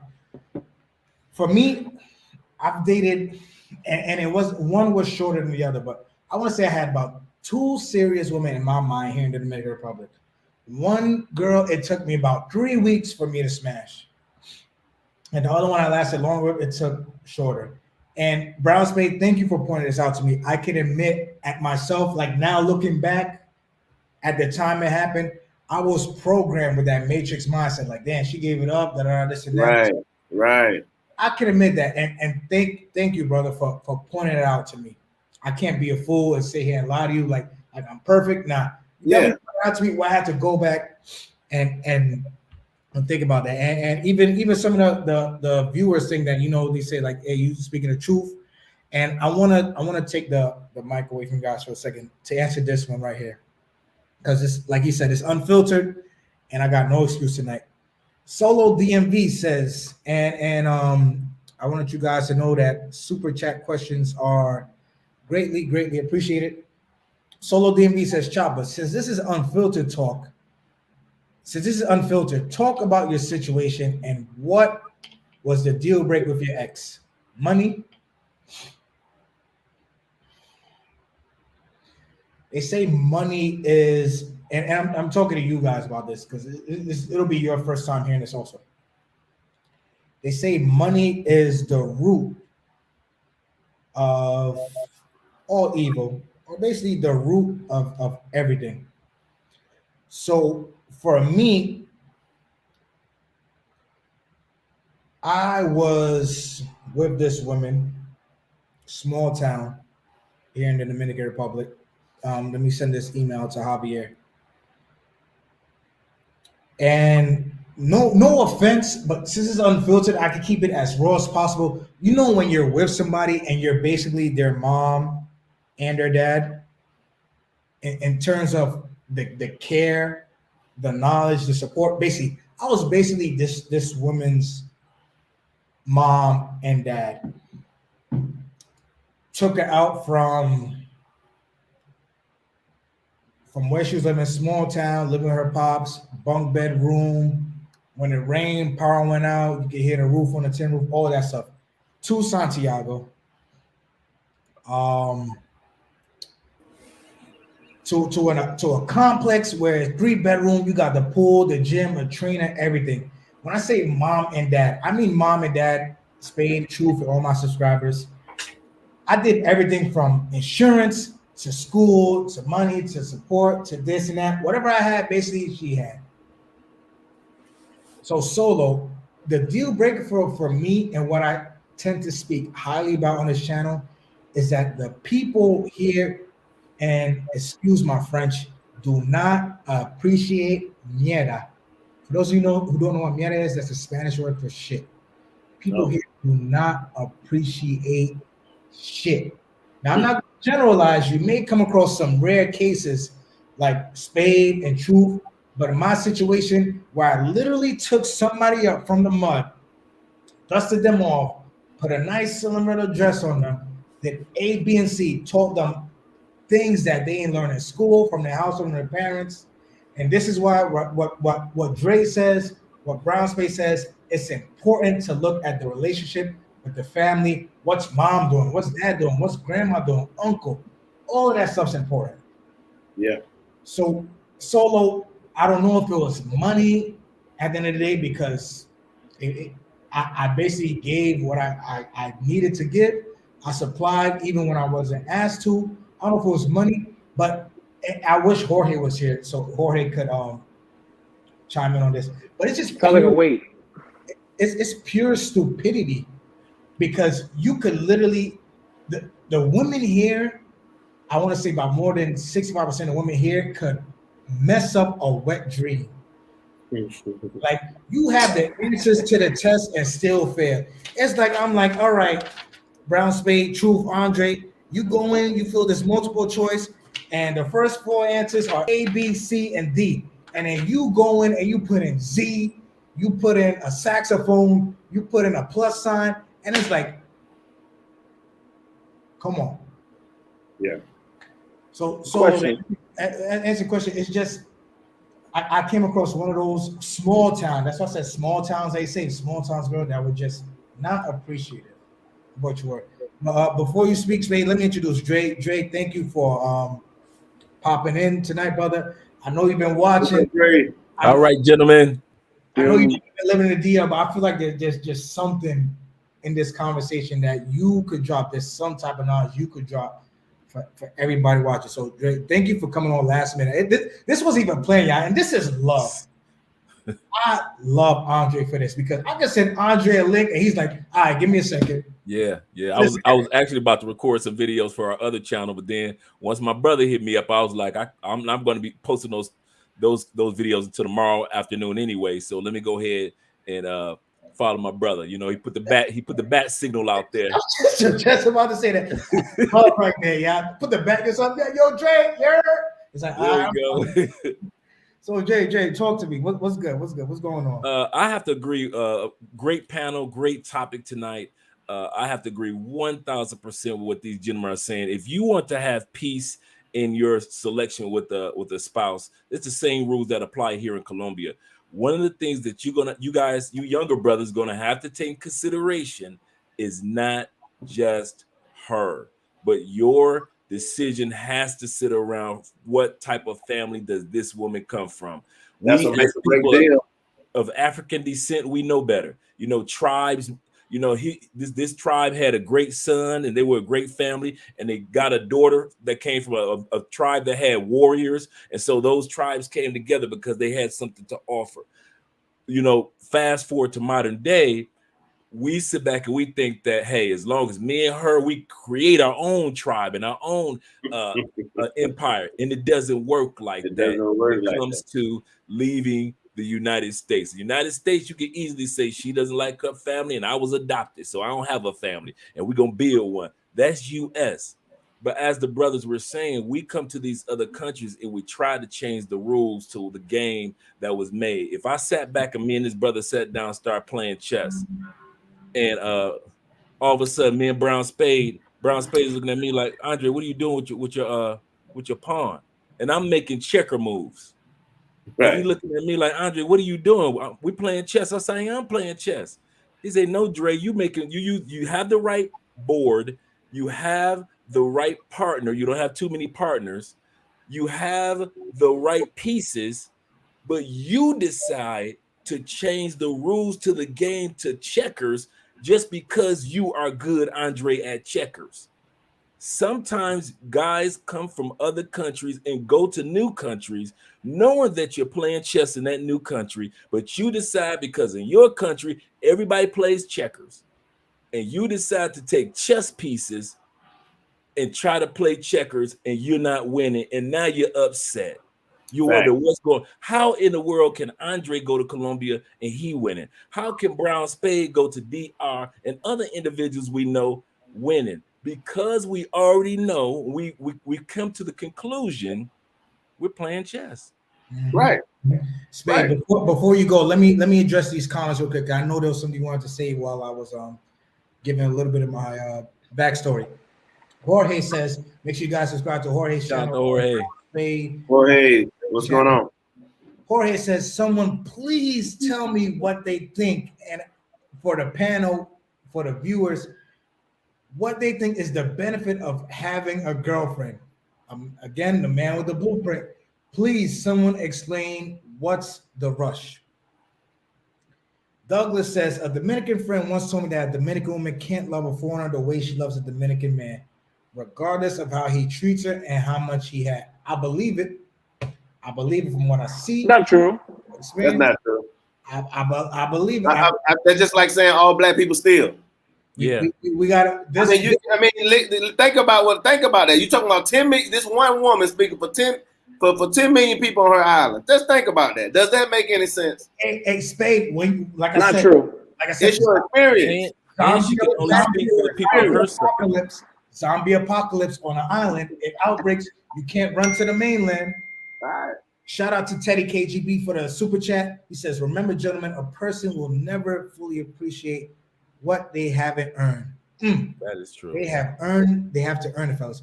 But Teddy comes out here to the DR. Teddy knows firsthand the same hand that they earn with will be the same one they overturn and pour out all that hard work.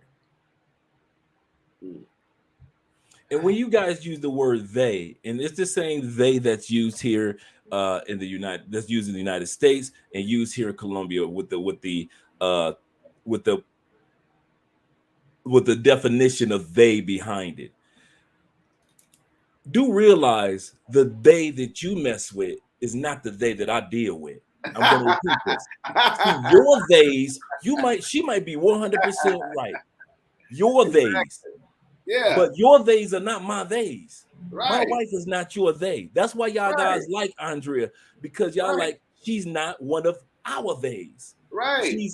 She's Andre. That's why I can relate to these brothers. Why? Because these guys are in relationships with my type of "theys." Right. You guys constantly try to turn your type of "theys" into our type of "theys, and they end up continuing to be your type of "theys." Exactly. So when we hear you guys say they all this or they all act like, no, those are your "theys. Hold on. Go ahead. Sorry. Let me introduce Javier because I've been trying to get What's up, Javier, one of my subscribers, on this live. Javier was good. Introduce yourself. I know Javier would come here with the unfiltered talk. I don't know what he's been drinking tonight. It could have been Jack Daniels or Johnny Walker or whatever. But Javier knows about the Dominican Republic. He's from the Dominican Republic, lived out here, knows about Santiago. Javier, you here with us? Yeah, I'm here. Can you guys hear me? Yeah. What's up, brother? What's going on, fellas? What's good? So I know you've been following since the live started. What input or notes or experience you want to have from whatever True said or Brown Space said, or to top it off with what Dre came in and said? So pretty much what the fella said earlier, I think are all fair comments, right? Because I think a lot of times, like Brown Spade was saying, and how Dre was just saying, those days aren't our days, or like Dre likes to say, those days might be those bottom feeders. Yeah. But yeah, you know, it and it's a big, well, not a big island, but like Brown said, there's 10 million people on the island. A lot of the frustration that you know, you've been expressing on your lives, and even, you know, the comments I've been making across the lives, all that is true. All that is true, and all that can happen. But, you know, both things can exist at the same time. And a lot of times people lose track of that because they only move in certain situations. And one thing, to be clear, so that, you know, people understand real well, especially for all those who are watching who are from the States, right? The same hood in the States is the same hood over there. Whatever you saw in the hood in the States, you're gonna see it over there. The same dysfunctional families, the same tricking, the same whatever, the same druggies, whatever you want to call it, all that you're gonna see. Obviously, it's a socioeconomic thing, right? So, you know, the country, at least 40% or up to 50% lives in poverty, right?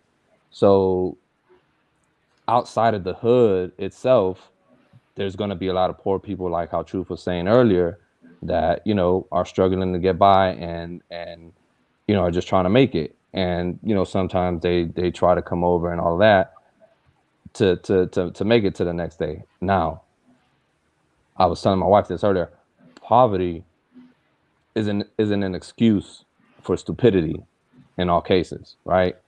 Just like in the hood over here, you know, being poor and stuff, it's not like, you know, my family, when they migrated over and all that, you know, they worked hard to give us what they gave us. And, you know, I lived in a all right neighborhood growing up, but, you know, I can go down half, you know, not even half a mile, and the projects are right there. Like the high school I went to was across the street from the projects, right? So, you know, it wasn't that, you know, we had all that, but same thing. People over here in the States, you know, they're not doing what they need to do to progress, right? The same stuff, all this frustration you're talking about over there, where people aren't trying to, you know, they're shooting themselves in the foot, is the same thing that goes on over here. Obviously, it goes on over there more, and you're going to see it more, a little bit more, because it's a bigger issue. It's more spread out. But you can look at the things from both sides and kind of run into all types of situations over there. Most populations is, you know, a small picture of the broader population, right? So like everything you can find in the States population wise across the border, across the country, you're going to find that in that country, right? You're going to find smart people, dumb people, crazy people, you know, all kinds of people, right? So, you know, all the statements are fair, and all that is true, that all that stuff does go on. And a lot of stuff, like I was telling you before, that is not just a foreigner problem. All the Dominicans who migrated over or still got family over there, you know, it's hard for them to let go. Like I was saying, when Truth was talking about his uncles and stuff over there, it's hard to break that chain of, if they're still living over there and, you know, they weren't brought up right and all of that, what's going to happen? Their kids aren't going to be brought up right, and they're going to be in that same mentality, kind of speaking to that zombie apocalypse you're talking about. Yeah, they're infected, and they're going to be have that same mindset. So it's kind of hard to break that mindset. But you know, there are some people immune to it. And that's what I want to point out to Dre, because you know, Colombia being the continent that it is, it's basically basically a huge part of South America. It's not an island. There's no water surrounding it. You literally have to take a plane ride to go to different cities. So an outbreak happens in Cali, you can fly over to Barranquilla or Santa Marta or Cafe District. My point is that in DR, everything is so condensed, with number one, the mentality, the red light district, the influence is this. So, Truth, I haven't asked you, based on what Javier said, and Javier, this is a question for you. But first, let me get to this super chat from Teddy. Teddy's on fire tonight, like Steph Curry hot. He says, "My day was an accountant from Santiago. She wasn't on the strip. The woman's mentality and family are paramount." So, Teddy, elaborate a little bit more, but it sounds like you had a bad day. So, Javier, you spoke that you agree with Dre and Spade's point of view and Truth and my point of view. Now, let's be honest. Unfiltered here in the Dominican Republic. Get off that plane, you move down here. What are you more likely to come across first? The Dre and Spade situation, or the KGB, damn, they trying to get me for my paper, Biggie situation?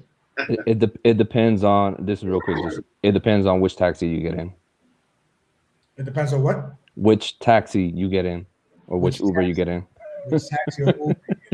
Why do you say that? I mean, you already know what it is. I mean, you spoke about it, how you had experiences, how some Uber drivers hit you up from when they're coming to pick you up from the airport. So obviously, right there, if you already knew because you were coming back. But if you were somebody coming there fresh, that was going to be your first experience. Now, the only thing with that is, if they never experienced it, they don't know if that's right or wrong or whatever. If they haven't been taking notes, right? They don't know. But if they have, they're like, damn, they already try to get me from day one. But then again, if you get in somebody who's really out there trying to make, support their family and do the right thing, which people, there are people out there trying to do that, then you'll be all right. And yeah, again, just like here, right? I here where I'm here in Maryland, right? I've been in a pretty good neighborhood, but I can go down the street and around the corner to the 7-Eleven, and I might get hit upside the head with a bottle. So It is what it is. Truth, you still here? Yeah, I'm here, bro. All right, cool. So what do you think about what Javier says when it comes to poverty is no excuse for stupidity?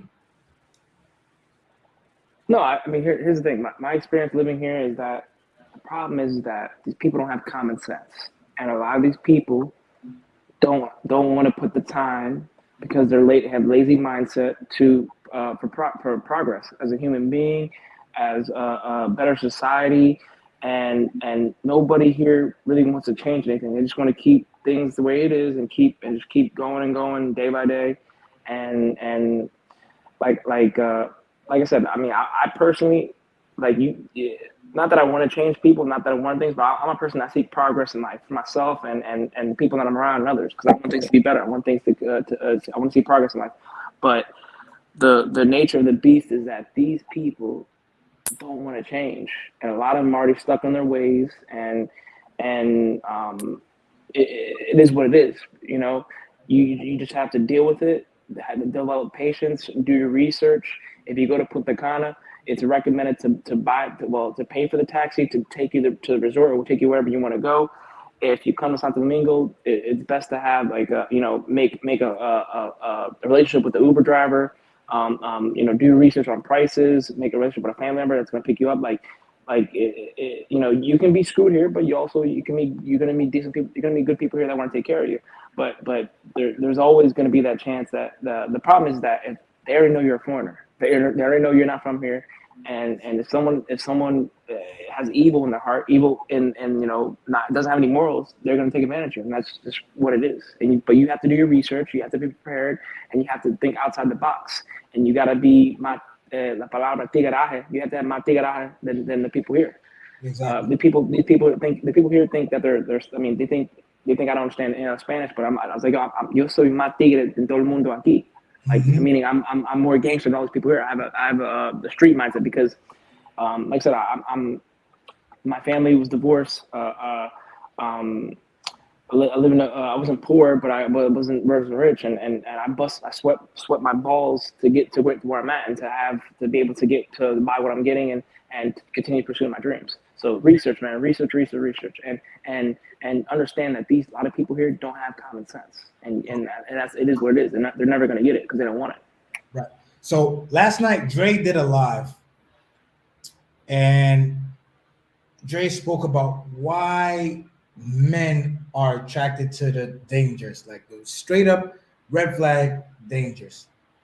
And this is what I said earlier in the show when he basically for the whole night when Clint Eastwood walked up in the saloon, pulled out the two pistols, bah, bah, bah, bah, bah, bah, bah, bah. Everybody got it. If you wasn't ducking behind cover of the bar, you got shot.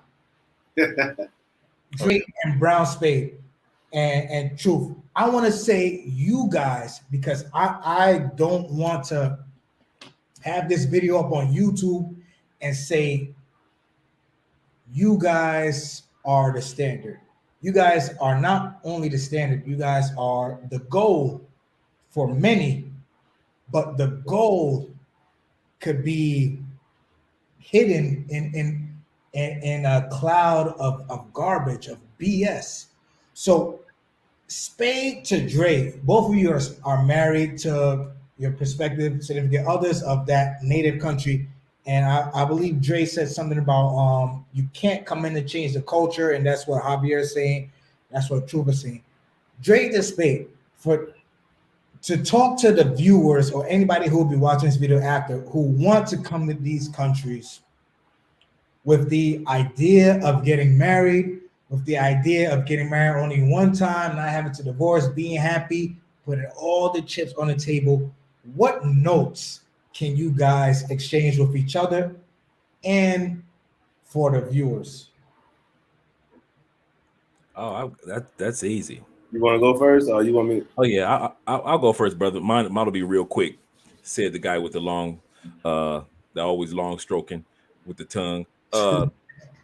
First thing, guys, come to the reality that the common denominator is you. You are the common denominator to the type of people that you will have in your circle.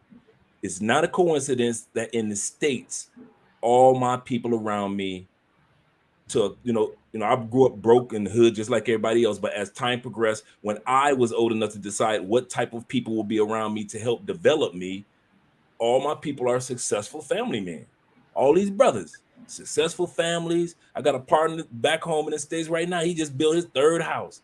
And I was there when he first passed his heating and air conditioning certificate. Now he's got a warehouse and 9 trucks. And I got tons of stories of other brothers that I keep in my circle. Guys, the one thing that I'm noticing, the mistake that a lot of men are making, they're not willing to admit you are the common denominator. Okay, have any of you guys dated an accountant, a female CEO, a woman of upper management, an attorney, a professor? Did you do any of that in the States?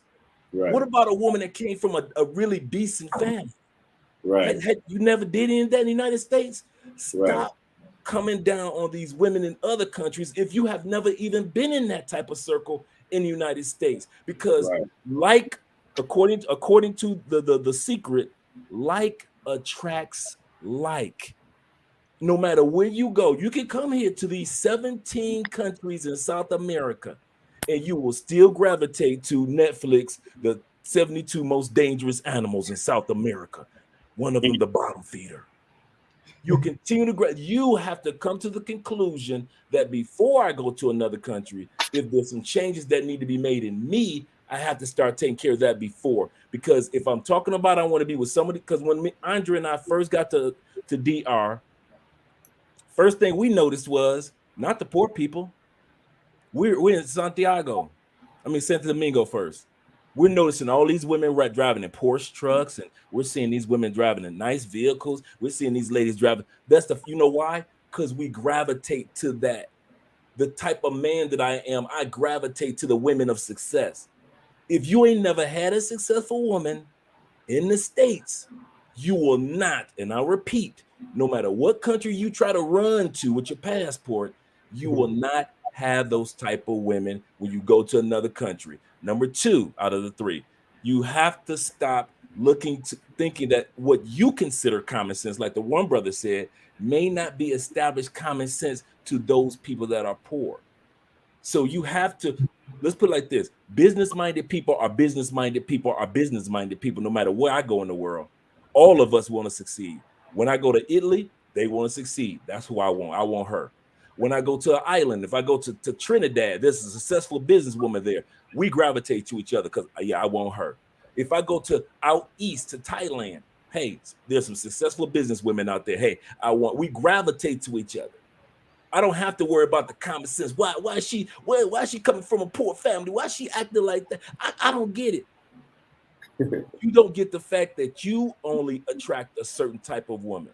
You only deal with bottom feeders in the States. That's all you ever had were beautiful bottom feeders. Maybe, she was a CNA, or maybe she just got her first or second or third year in nursing, but you never dated the head nurse.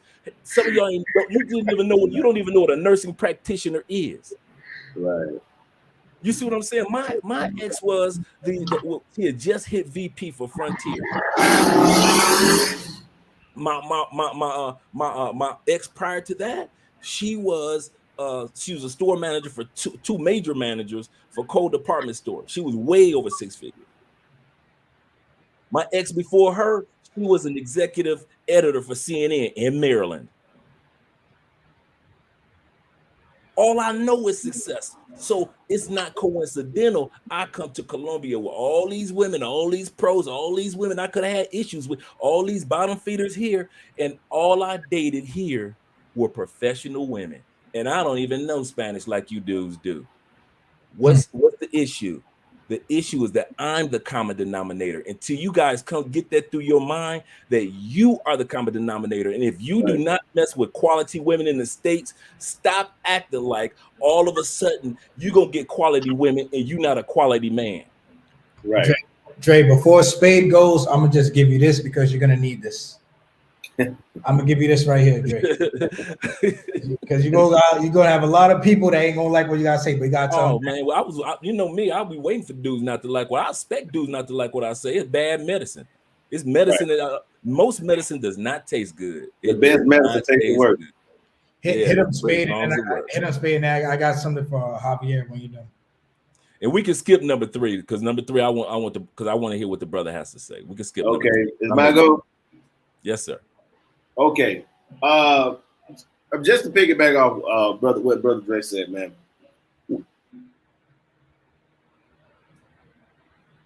Oh man, spade froze. That's the Katui Wi-Fi. You froze. You froze. You good? You good? You back? You froze for a second, brother. Okay, I said you attract who you are. That's what I said. Can you hear me? Yeah. True. We attract who we are. You know, energy is real. But again, number 2, I want to say you can't catch a red snapper in the creek. So you guys are fishing in the wrong places. That's another problem. My other advice would be most guys that come to these foreign countries, whether it's Colombia or the DR, they trying to force themselves into a situation. You're trying to force a woman, a chopper daughter, or what they call them over there in Colombia, what they call them over there, Dre? I forget the name. We call them chopper daughters in the Dominican Republic. Y'all call them something different. The hoochies. The streetwalkers. Oh, yeah. I'm with you, brother. What's the name of it? Anyway, the prostitutes. Yeah, the pros, the main goals. The pros. That's it. The pros. The So you're trying to force yourself into a situation. Okay, so you know this is what she does, but in your mind, you trying to change it. So it's you. It's your fault. I blame you. Every and you time. know why it's like that? Because you are blinded by her beauty. That's the problem. You are blinded by her beauty. You're not looking at her brains. You're not looking at what can she bring. What is she an asset to me to enhance what you already have? You're not looking at it from that perspective. You're trying to force a square peg into a circle, and it's not going to happen. And there was one more I wanted to say. What else I was going to say? I lost my train of thought. But you guys, man, y'all gotta stop. Y'all gotta stop trying to change these people. Yeah. It's just not going to happen. It's not going to happen. Oh, this is what I was going to say. Stop trying to make it seem like these people are poor, they're begging or whatever. Listen, it's a lot of pretty poor begging women in America. Come on now. So y'all need to cut that crap out, man. Don't act like they just beg here. I mean, hell, they got the thing called Cash App. They got the thing called Fans Only. And most of you guys are tapping in on it. These girls driving all these fancy cars in the United States off of your hard-earned money that you never even touched. $70K a year. You paying money just to see a woman naked when you got Pornhub for free. $70K. I don't understand that. Yes. I mean, these women are making crazy money. They not even 30 years old. And some of them are already millionaires. Because y'all just sitting there, ooh, let me look at her. Ooh, let me look at her. Instead of working for the news. But then when we sit on here try to give you guys real game, you don't even want to hit the like button and it's free. I'll tell you what the amazing part is. And even if you guys are not looking for marriage, let's say you're not looking for marriage, and let's take money out the dynamic, because I see in the chat they're saying, well, Andre, every guy's not looking for a woman that's financially successful. I agree with that. However, she should at least come from a family that has some type of financial stability. Right. They don't have to own everything, but does she showcase that she has some type of stability where she comes from? Right. She may not have everything, but their mom and dad lay a foundation in her mind of kindness, of gentleness, of like Corinthians chapter 13. It's Galatians chapter 5, where it talks about the fruit of the spirit: kindness, innocence. She's beautiful on the inside as well as out. Does she bring that to the table? But at the end of the day, you guys I don't know how y'all keep doing. I don't see how y'all better than me. I ain't got that type of patience. I am not about to sit up here. I'm 55. I don't have time to try to remake a woman, and then she coming from, and even if she gets better, her family ain't no good. So I gotta sit up there and look at part of our proceeds will, for the rest of my life, will always go towards her broke family. I don't see how I do it. Let's put it like this. I ain't met one that fine. Right. I ain't never met one that sucked that good. Right. I ain't never met one, you know, maybe she sucked yours from the back and made you feel all good and you feel like, oh my God, I ain't never had nobody suck it from the back before. Oh, did she lick my, oh my God, that tingle, do it again. I don't know, you know, but you ignored all the signs. You turned red flags into Six Flags. That's on you, bruh. So when y'all sit back here and try to act like we don't know what we talk about at this stage of life and you only 32 years old, and I got a 23-year head start on you. If me and you were in a race in the Olympics right now, and they hit the gun, blam, and I ran 23 years ahead of you, there is no way in the world you know as much as I do. Your brain hasn't come to that point yet. The human brain just stopped its growth at the age of 25. Right. Your brain just stopped it finally hit its actual size that it's going to be in your body at the age of 25, and you just 32 years old, and you think you know what I know? Okay. And so when the brothers try to tell you, because we always complain about we ain't got no elders in our community, we ain't got no older brothers in the barbershop telling us this is a barbershop moment, brothers. Listen to what we're saying. So even if you're not going to get married, I repeat, even if you're not going to get married, you need to tell yourself, I'm not going to ignore red flags anymore. I am going to become a quality man. So no matter what country I go to, I attract quality people, not just quality women, quality people, because you're going to need men that do positive things in your life, just like you'll need positive women, even if you don't get married. Yep. And lastly, stop coming down on these ladies. Like the brother said, you got chicks that's begging you for how many times you would have had a chick call you, well, I need some money for my rent? How many sugar daddies? The term sugar daddy didn't come from DR. It came from the States, brothers. What y'all talking about? Right. This sugar that we grew up watching young girls, the teenage girls getting out of the car out of high school. And she had a 21, 22-year-old sugar daddy that was in the game. So stop acting like these sisters overseas are doing something brand new. We watched some sisters do that when the drug game in the 80s and 90s. Them sisters, we call them sack chasers because they chasing the dude with the money. The gold diggers. That wasn't started in DR. That term didn't start in Colombia. All that is stateside. So when y'all sit back and talk about all these women in other countries, they beg for money, you better keep talking about with them stateside. They getting on YouTube saying they want y'all to pay $400 for a dinner per dinner. Yeah, right. And y'all they paying for dinners and that don't even touch the cooch. Right. What? Hold on. Hey, Brown. Then they want to drive the female drive over my house with a doggy bag and 2 condoms in her purse.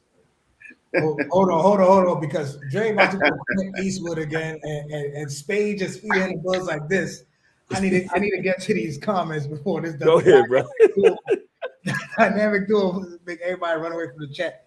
So let me get to some of these comments. Douglas says, in other words, there's good and bad in every country, every city, but you might want to play the odds and look for certain situations that are more conducive to a successful relationship. Definitely. And I know Javier wants to say something. I know Truth wants to say something.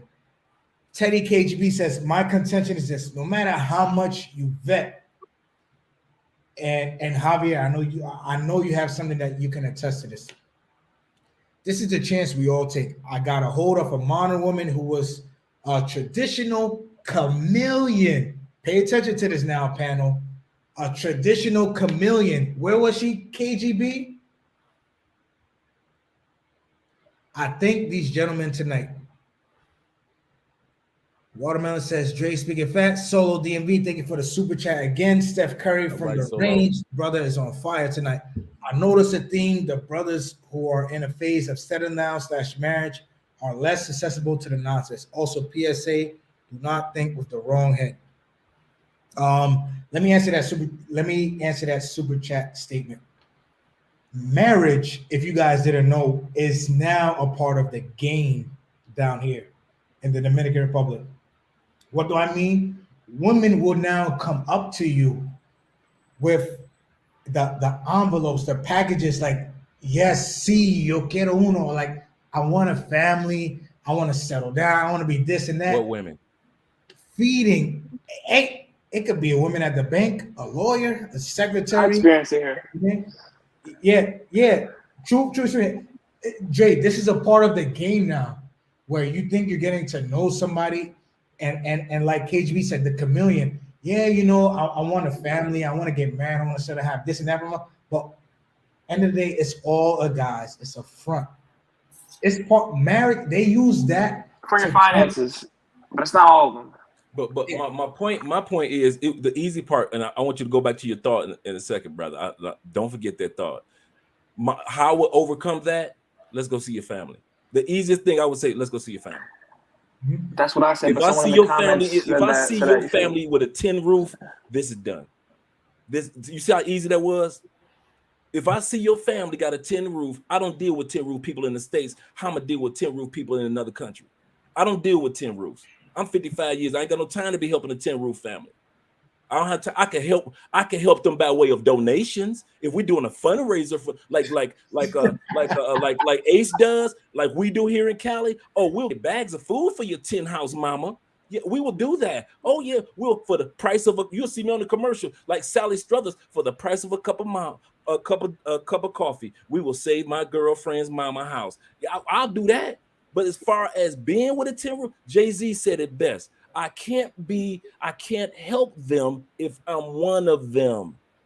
I cannot help them if I'm one of them. I can't help the poor people if I'm one of the poor people. Right.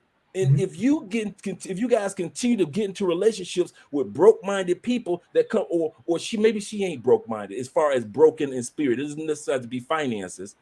But if she comes from a broke-minded family, so the easiest way that I tell dudes to find out what your woman is all about, because we used to do it in the States in the South, who your people is. Remember that? Who that boy people is. Right. And your grandfather would tell your grandmother, like, he one of them Smiths, we don't mess with them. Or he got good people. He come from good people. Come on in here, boy, get a plate.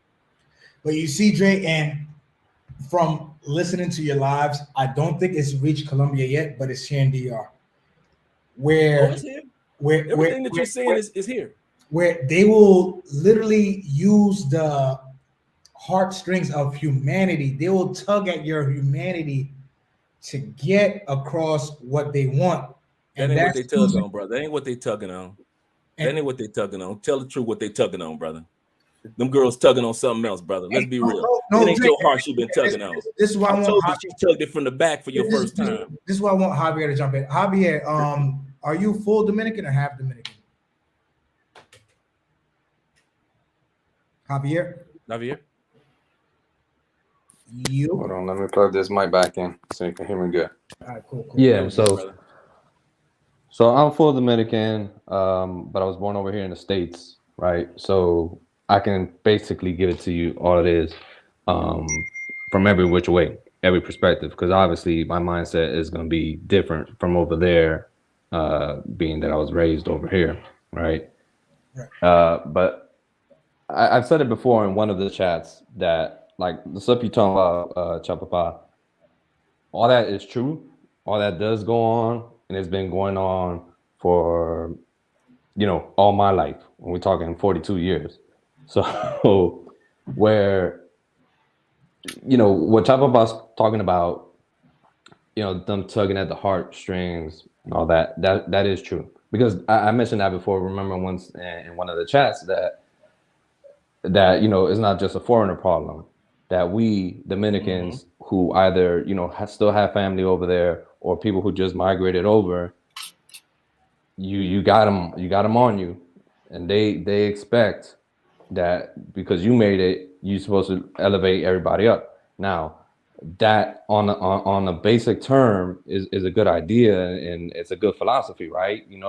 A lot of cultures looking to bring everybody else up with them, but problem is, that's why I said there's a lot of the same stuff that you'll see in the hood over here, you'll see over there, where they want you to help them out, but they kick back, chilling, feet up, and not really doing nothing. I think True spoke to that a little bit earlier too, where he was looking to help people to progress, but they're not doing it. you know, truthful note, and Chapapa, you probably heard it too, but over there, la gente vive de cuento. Allá se vive de cuento, which basically means, you know, you living off the story, living off just hanging out, whatever. You know, somebody, if you hungry, somebody gonna pass you a plate, a neighbor, somebody, whatever. You ain't gonna go sweat it out if you need to, Lazy people, man. Lazy mindset. your family in the States, somebody gonna send you some money over. And pretty much every Dominican that's migrated anywhere in the world, like Brown said, there's like 10 million plus on the island. There's at least, and this was a number of already a few years ago, there's at least 1 million Dominicans in the States. I guarantee you, every single one of them is sending money back somewhere. I think I had mentioned it in one of the chats before that all those Western Union poppies that people be talking about, I'm right behind them in the line, sending the family, right? Because, you know, it's hard, and it's not so much my family. So to give you some more perspective on my story, right? So both of my parents are Dominican. I was the youngest of 4 kids. They migrated over. Their family started migrating over in the 60s and all of that, and worked hard. Still got family over there from my side. A couple aunts and stuff like that, and a handful of cousins. Well, I actually got a whole boat of cousins because my great grandfather had like 40 something kids. No joke, true story. And you know, but my wife, all her family is over there still, and all that, like all the stuff that I'm talking about now is the experience I've had with her family and stuff like that. Now, unfortunately, I kind of pulled out a diamond in the rough, and you know, I like to pick at her that, you know, I kind of saved you I caught her at a young age where, you know, I was able to take her out. And like Dre said, you can't do that to everybody, and not everybody got a time to kind of build up a woman.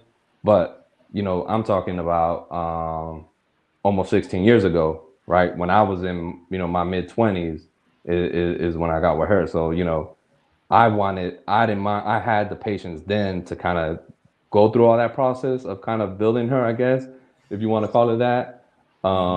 Because, you know, there was definitely no good prospects here in the States. And, you know, I wanted to kind of look back towards my culture and the whole familial thing that I love about our culture, right? But yeah, that from whenever since I was a kid, same thing. Wherever we came, people expected, everybody was with their hands out. You know, we would always take stuff, right? You know, our hand-me-downs or whatever. Like I was the third brother. I got 2 other brothers, so you know, the clothes went down from the oldest to me, and then once we were done with it, we would always take stuff over there.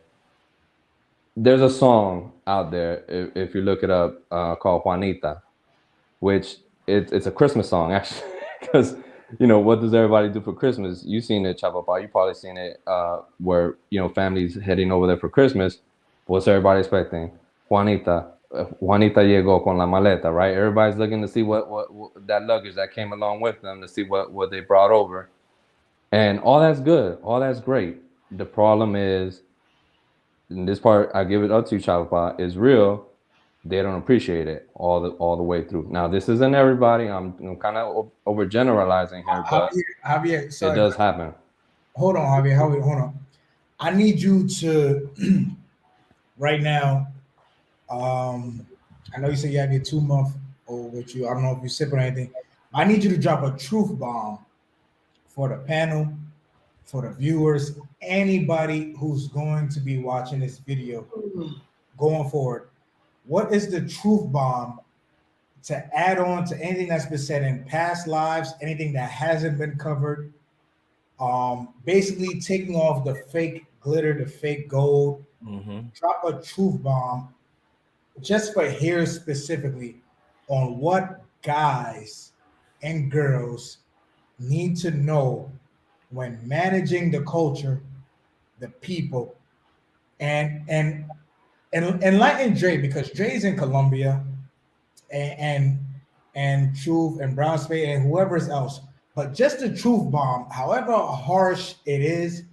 But like I said, tonight's episode is unfiltered, and we're going to be honest. And I'm giving you this football so you can tell anybody to take a hike. So, what is your truth bomb for here exactly? For the Look, what I'll say, look, there's a little bit of truth and pardon the pun in what everybody was sharing tonight. Even all the frustration that you've been sharing lately, Chapapa, all that exists, all that is true, but it doesn't mean the number one problem, because I wanted to add this on to what Dre and Brown Spade were saying, because you wanted them to give notes on how to kind of have that successful relationship. The problem is, aside from everything they said, the problem is dudes want to get off the plane, step on the field for the first time, and bat 1,000. Right. That's the fact. They expect that the first time they go, first chick they met, they're gonna meet that's gonna be the one. And yeah, it can happen, but if it doesn't happen, oh well, on to the next. And you got to put in the work, just like you do over in the States. You got to put in the work. Right. I mean, you're not just gonna grab any single one. And then so back to your question, I had mentioned this before, and Truth kind of said a little bit of it too, where DR gets that rap of kind of being the Wild Wild West and all of that, and it's not for a lack of laws, and it's not for a lack of rules, and not for a lack of the country or the government wanting to progress. It's society in general. Doesn't mean it's everybody, but like Truth was saying, people don't want to change, and I mentioned that before, where people, you start to change stuff for them, they want to push back, and same thing, just like what Truth said when I was saying that people live de cuento allá. If you try to give them some knowledge and stuff like that, next thing they're gonna say is, ¿qué tú priva? ¿Tú crees que tú eres mejor que uno? Right? Which basically is, you think you're better than us, whatever. Whenever, and that's like you mentioned, that's whenever you catch them in something that don't make no sense whatsoever, and they got nowhere to go as far as no excuses for their actions or whatever, or even just common sense stuff you're trying to drop on them. If it goes against what they're trying to accomplish or do, or it's just whatever, they just want to do it that way, all of a sudden, you think you're better and blah, blah, blah, or whatever. So all that part is true of people that, and it's hard. Like, we had that problem with my wife's family, right? Trying to help people out or whatever. And, ends up being where, you can't help people that don't want to be helped. True. So, can't give a man a fish. Can't give a man a fish. You gotta teach him how to fish. But same thing. That goes back. My story was a success story, right? Because, right, I guess I had a leg up when I got married, right? My wife was over there in DR, right? That's where we met. That's where I ended up marrying, bringing her over, because whatever at that point, we're talking 2006. We didn't have the remote life like we do now, and all that. And the business I was doing at that time, that was the time when I got married with her. That's why I mentioned that when you hit up Gusto Familiar, that was one of my favorite spots, because I used to go back then, because I used to have an apartment over there when I got married. So I was basically living kind of part-time in the States and part-time there, 3 weeks here, 3 weeks back. So yeah, all that is, and it worked out for me, right? I'm still just like Brown, just like Dre, and Truth is happy with his current situation. I'm still married, and like I said, I guess I had the leg up on that. I was Dominican, but right, I was born and raised in Miami, right, and I lived there. Every year we would be in DR once or twice, and I had a whole bunch of family still when I was a kid growing up, so I had a lot of connections. But I was on the U.S. mindset, but I had the experience of managing my expectations. I already knew whenever I went to DR as a kid, same thing now. I knew the power, depending where you are, the power is going to go out. You might not have no hot water, blah, blah, blah, et cetera, et cetera. That's why dudes, I don't know, because people watch all these videos from you, Russell, et cetera, and it's like Russell said it before. When they get there, it's like they forgot everything that they saw on these videos. Yeah. Because they're like, oh, what do you mean? Like, oh, like it's for real? People drive like that out here, or whatever it is. But all that is real facts, real truth from, like you said, boots on the ground. But you got to get in where you fit in, and depending on where you move, and I mentioned this before too, in one of the chats, like when Chapapa, when you were saying that, you kind of a homebody now, because that's just kind of the way you move around over there, because you kind of saw where you fit in, and that worked out best for you. And the same thing over there, you can have a good life and be good and all that, and just no anda en el medio. Basically, like if you want to look for trouble will find you if you're in all the right, wrong places, but right places for you. Right. Which obviously that's not what you're doing. You're trying to hang back or whatever. Unfortunately, you kind of ran into the zombies apparently, and they got you, and they kind of got you kind of hard. The virus is spreading. But let me ask all you guys on the panel and the viewers also. We're over the 2-hour mark, and I feel like with Dre coming in a little bit more than halfway, this topic deserves a part 2. Are all of you gentlemen, Brown Spade, Dre, Truth, Javier, in agreement with that? Like a part 2 coming up soon? Yeah. I don't know, tomorrow, Sunday or Monday. What day works best for you guys? Because I feel like there's so much intel from each and every one of you that's just a perspective that we could just have here on YouTube for guys who are getting ready to move about. So what day works for you guys? Let's agree with this right now live so that the viewers can get ready with this. I can do Monday or Tuesday. I got 2 live streams. I got one with Andrea, and then we got one. I got to produce Andrea's tomorrow night, and then I have excuse me, and then I have the one that we do together tomorrow night. So Sundays and Fridays are not best for me as far as the evening. Okay, so Monday. What about you, Brown Spade? I'm open, man. I'm open. Truth. Just let me know what time Monday, and then like I said, if it's I usually work 12 hours a day Monday through Thursday, because I'm Semana Santa starts Wednesday. But I'm available Monday. Just send me. You got my number. Let me know what you want to do, and I'll make it happen. All right, cool. So I'll agree to Monday.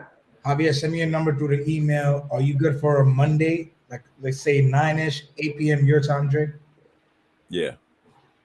Yeah, I'm good with that, and my number is in the email I sent you earlier. But let me just add this real quick, before we lose that thought of, since I said that I kind of had that success story of finding my wife out there, and also mentioning that obviously I might have had a leg up, being Dominican, knowing the culture, speaking the language, all of that. But don't get it twisted that I didn't have to go out there and search, right? Get on the field, get on the ground, look for her, find her, vet her, kick game, and all the stuff that you would do here in the States. I had to do all that to find her, right? It wasn't like, I got off the plane and first thing that passed by and put her hands on me, that was it. So it's called getting your reps up. That's it. Gentlemen, stay behind after I end the live.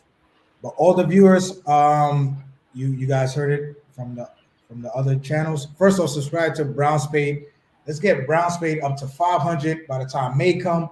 Let's give Dre 500. Brown Spade. Make sure you guys go subscribe to Jorge's channel, My Journey with Mom, and tune in for Monday for part 2 of this, because definitely it's going to be unfiltered. Right before I head out the country, Dre, Brown Spade, Truth, Javier, I know when I'm gonna see you guys, but definitely got some Chapapa TV has to be. Dre, There we go. I'm gonna see you in Brazil in like a few weeks. So I'm gonna have one for you. Ah, you know what? We had to reschedule Brazil. No. Yeah. You know, they scheduled a time period for my vasectomy reversal during the time period of that we were supposed to go to Brazil. So we had to reschedule because you know we're working on having our shorty. So you know, Russell had his, Brown Spade has his shorty. You know, we trying to be next in line. You know, I remember y'all talking about that a few years ago. When I told you I've been watching years ago. Had my latest January 31st. So see, everybody's having shorties now. We getting our grown man on. Getting a grown man on. That's right. Dre, hit me up on the side. Let me know if there's a way, because I'm gonna be in Medellin for like 4 days. Let me know if there's a way I can send it from Medellin to Oh, Cali. yeah. Hit me on the side. Brown Spade, you live in DR. Don't worry about it. Javier, Truth, when you guys are here, I got you. But listen, for those of you with the comments, the questions, Monday we're gonna open it up to you guys some more. Part 2 of Unfiltered on Chapapa TV. You do not want to miss this. It's late. It's 12:29 here in the Dominican Republic. I don't want to keep these brothers up anymore. Don't want to keep you guys up. I'm giving you a full 24 hours to come together with your questions, your comments, your stories. Got lots of stories. I got some subscribers blowing me up right now like, listen, share this, share that. Listen, Monday night, 9 p.m. is going to be another one. We got all these brothers here on the panel. Oh, Brown Spade, go subscribe. Go subscribe to Love Cross. Please help a brother out. Got you. Brown Spade. I appreciate you guys definitely from the bottom of my heart. Listen, this channel would not be here without any of you guys on this panel, viewing the comments. Thank you guys from the bottom of my heart. It's Saturday. My mama want to almost finish. About to go make some more. About to call somebody else like, hey, stranger, how you doing? Right. Hey, big head. and he worried why he get bit. Thank you.